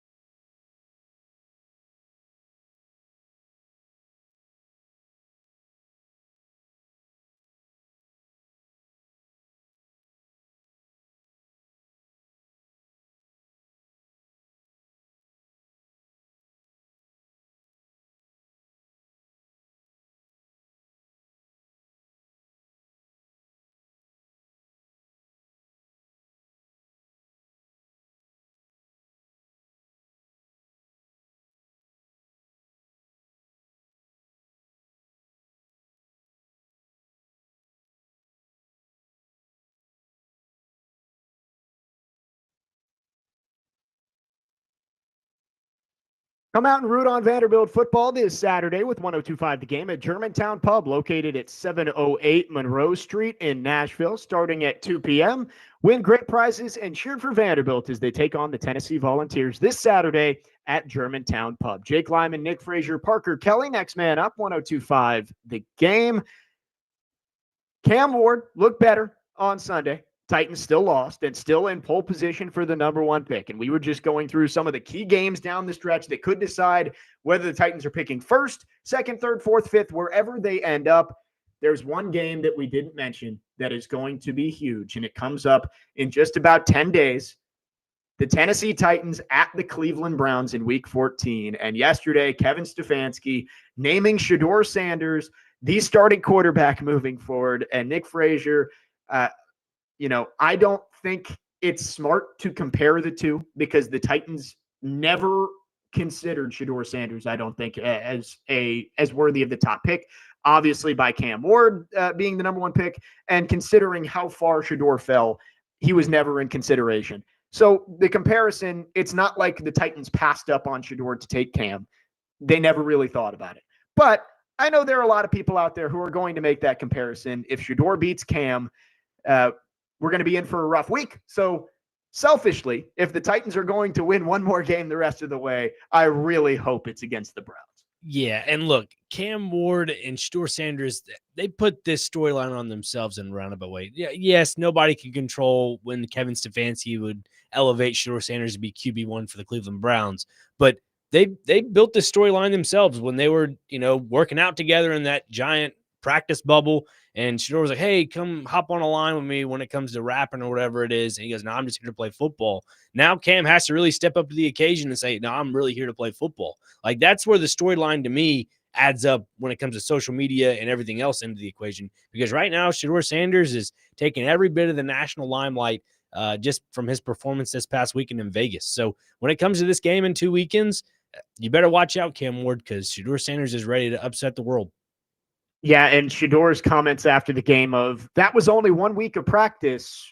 See what happens when we get a full offseason.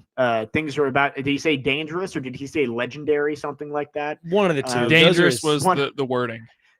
I always assume it's legendary with Shedeur Sanders. That's his word. But yes, that game setting up to be a whole lot more interesting in Week 14 than you would expect for a Titans and Browns game that features two teams with a combined 4 wins. And the Browns are a much better roster than the Titans. Like, having Myles Garrett, first of all, is massive. And I don't know what the Titans are going to do against Myles Garrett. Dan Moore, you hope, is going to be healthy. We'll find out more throughout the week, but he didn't finish out the game. There's a chance you have Oli Udoh starting at left tackle. Myles Garrett, as John says on the text line, will break the sack record in Week 14 because he is going to go off. And on the offensive side, Shedeur Sanders played well on Sunday. He played fine. He did have a bad pick in that game. And the touchdown he threw was way more on Dylan Sampson than it was on him. A little swing pass out there. But they've got more talent. Like, the Titans don't have a wide receiver as talented as Jerry Jeudy, right? Like, they don't. And Dylan Sampson and Quinshon Judkins are much better running backs than the Titans have. So Shedeur Sanders is in a better situation. But please, for my sanity, for the Titans fan base's sanity, Cam Ward needs to win that game against the Browns in a couple weeks. Not going to be easy with Myles Garrett on the other side, but if you're going to win one game, I feel like that has to be the one. Yeah, and not just Myles Garrett, but that entire Cleveland Browns defensive line, they were getting a lot of pressure against that Vegas line this past Sunday, and that's what opened up a lot of opportunities for Myles Garrett. Now, don't get me wrong, Myles Garrett is a freak of nature. I mean, he could just go one-on-one with somebody or even get double-teamed and get past the guys. But, I mean, that is a defensive line that is kind of opened up their horizons a little bit, and they've really kind of found a new resurgence in attacking the quarterback. Yeah, the Browns, they are definitely a better team than most teams with 3 wins. And a lot of that is just having a ridiculous star player. But a pass rusher isn't enough to win you games, for sure, because Max Crosby with the Raiders, you can see what they're doing. He's talented. He's not Myles Garrett, but he's talented. The Titans are going to have their hands full with him in a couple of weeks. I did want to hit on this. I mentioned that, Quinshon Judkins, Dylan Sampson, and that Browns running game has been effective. The Titans running game has been horrendous the last 2 weeks. And I bookmarked this text from Justin from Greenbrier earlier in the show. He says, I'm glad that Cam took some steps forward this last game, but what on earth is wrong with the run game? Is it the horses in the stable, the offensive line, the defenses we were up against, or something else? It's probably a little bit of all of it. But if I had to pick one, just edging out the offensive line, I think it's that Tony Pollard is, I don't want to say the word cooked, but I think he is not nearly the same guy he was even at the beginning of this year. I'll say it for you. He's declining as a running back for this Titans offense. Yeah, he looked like he was running in quicksand at times on Sunday, and I want to see more Tajay Spears. Not that Tajay had all that much more success on Sunday against Seattle, but at least you can see that he's got some burst. He can make some guys miss. He's slippery. Like I can't watch Tony Pollard out there much more. The play that stood out to me was Cam Ward had room to run, and usually when you're Cam Ward and you're not the fastest guy, you do want to give it up to your running back because he's going to be a more dynamic playmaker in the open field. When he threw it to Tony Pollard, I was like, oh no, because Tony Pollard just stood there, made a little half juke and got tackled. Cam would have had 3 or 4 extra yards on that play. Tony Pollard, really liked the guy. He's made some he was a bright spot on a horrible team last year. It's time for him to go. And the Titans are going to have to find a running back this offseason, but man, you can just tell he's lost a step, maybe even 2 over the last couple of weeks.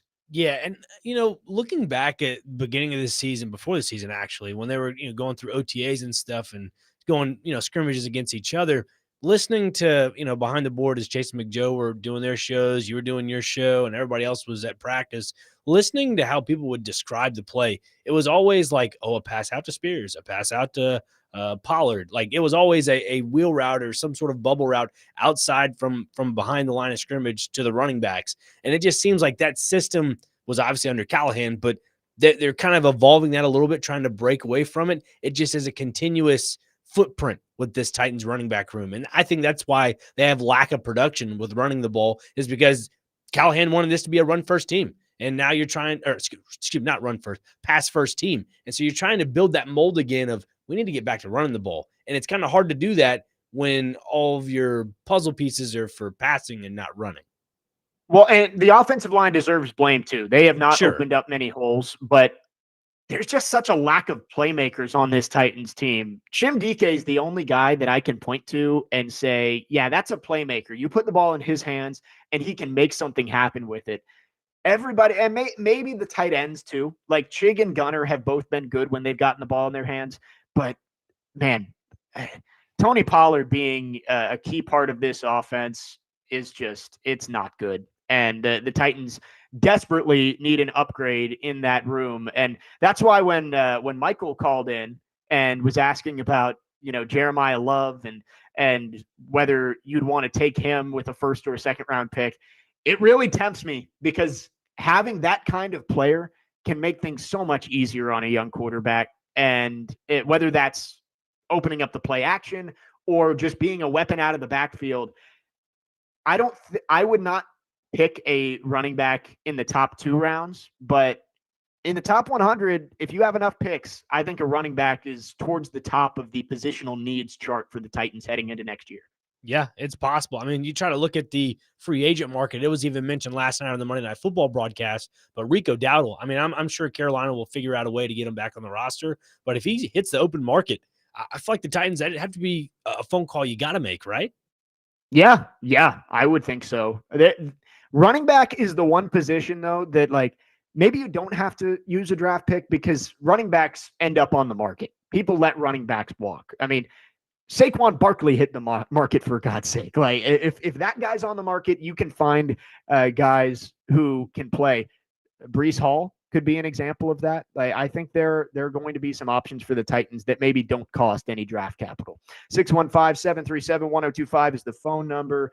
Greg on the text line says Pollard and Chestnut both have to go. Yeah, I think the Julius Chestnut and Mason Kinsey cockroach eras have to end, right? Like, appreciate all they've done for this team while they've been here. They've been good soldiers. They've helped out on scout team. They've made some plays here and there, but at some point you've got to find upgrades to those 2 guys. I think Chestnut and Kinsey both are probably going to be gone this offseason. Yeah, I made this comment to Chase and Joe, I think it was last week or the week before. Imagine, and I didn't mention this about Chestnut and Pollard, but imagine if they held on to Nick Westbrook-Akine and how much that would have helped Cam Ward's development as a quarterback. And also, it would have maybe helped out the run game a little bit to balance it, because that means you have a defense that now has to scheme up for a wide receiver that can catch the ball consistently and maybe be a red zone threat. And wait a minute, now you got to scheme out for the run game as well when you have a double, two running back heads in the backfield in Spears and Pollard. So it's unfortunate, but it's hindsight's 2020. Yeah, and I mean, I get why they let Westbrook Akine walk, and it's not like Yeah. he's lighting it up with the Dolphins. You took, and the decision was made before you went to the draft, but you knew you were going to draft some receivers in April, and you had Bryce Oliver, who had shown flashes, and it's like, hey, this guy's going to be cheaper and can maybe do the same things as Nick Westbrook Akine. It's disappointing that he's been injured all year, because for those guys, the undrafted guys who show flashes, you usually don't get a whole lot of opportunities. And this year was going to be his opportunity, and the injuries, unfortunate for sure for Bryce Oliver. Dustin from Hopkinsville in the text line says, I kept screaming for Helm, Chig to get the ball for Cam to run. This is the final thing I ask. Put Mullings in for the rest of the season and send Pollard into retirement. I do agree. Like, we were talking about trying to find a new running back. Maybe give Kalel Mullings an opportunity. I don't know if he's going to be any kind of playmaker for this team, but it's similar to Xavier Restrepo of you're 1-10. You're probably not bringing Tony Pollard back after the year. What's the harm in giving Kalel Mullings some carries? And there's something to that, by the way. A lot of these players that have a lot to prove, to me, when players sign those 4 or 5 year deals, those are the fat and happy deals. If you're able to figure out a way to get players signed to a 2-3 year deal on low money, those are, to me, prove it deals, to where those players have to prove their worth. And it's just unfortunate because now in today's day and age, everything's money driven, and you have to worry about your future going forward. And I get it. I mean, it's a business, but two, you have to remember you got to put out a good product as well. And if you can get those hungry, gritty guys on the field, those are the guys you want on your 22 on both sides of the ball. That is. 615-737-1025 is the phone number. We'll take your texts and calls. A couple more segments on this Tuesday. We've talked a lot about the Titans rookies on the offensive side of the ball. Let's flip over to the defensive side of the ball. Mike Borgonzi maybe getting a couple of steals in the second and third days of the draft. We'll talk about it coming up next. Jake Lyman, Nick Frazier, Parker Kelly, next man up, 1025 The Game.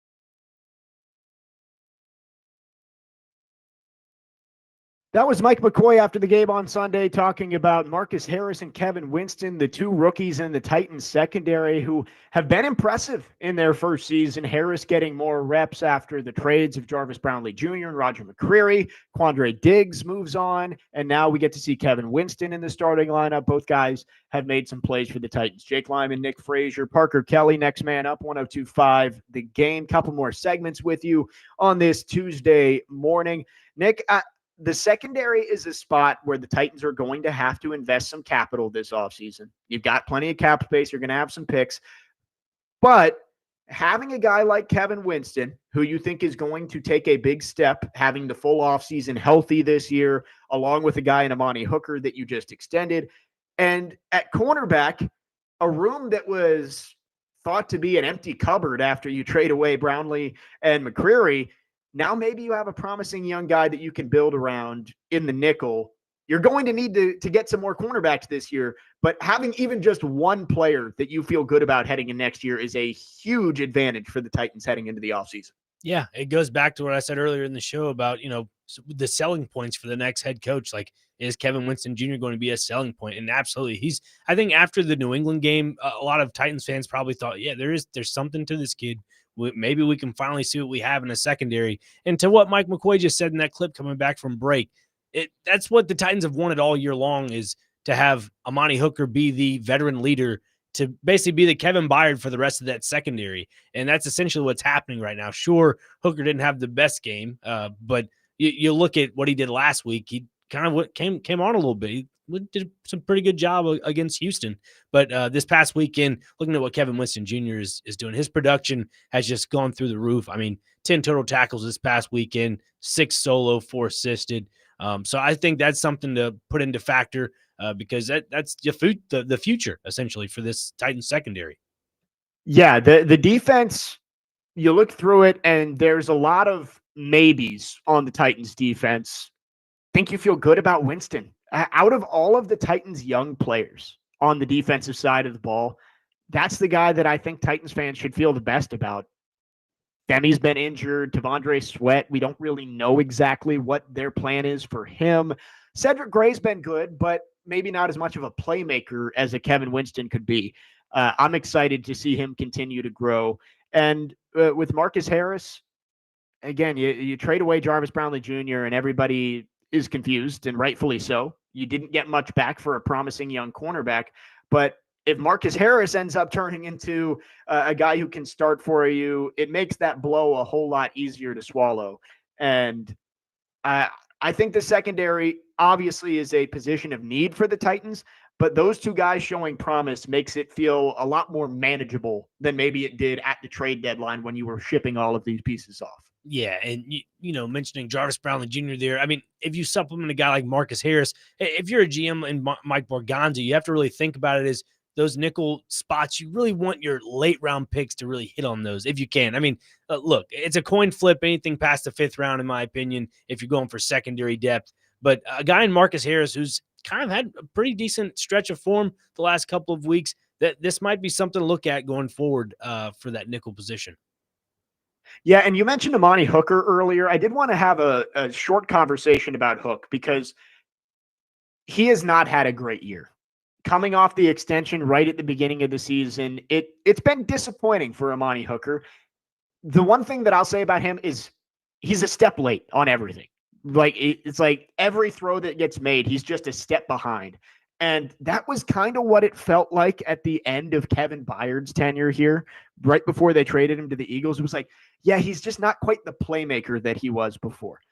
But you now look at what Kevin Byard is doing in Chicago and maybe wonder if the overall lack of talent on the Titans defense is impacting Amani Hooker's ability to make plays. When he has good corners on the outside and can go hunt interceptions and hunt big plays, he is a much better player than when he has to make up for the mistakes of some of these less talented guys that they have on the field. Yeah, it kind of goes back to what I said earlier about the McCoy clip there, and that if you pair Hooker with Winston in those cases, you're leading by example, and that the young legs of Winston can kind of supplement for what Amani Hooker's not there for. Like you're saying, he might be a step late in certain situations. Well, hopefully you have Winston there to kind of supplement that. It's kind of the same thing with the Preds, not to bring hockey into this, but you pair those young guys with the vet guys that kind of replace what the vets are missing, and the youth is what is adding on to it. That's the same thing with the Titans secondary here with Hooker.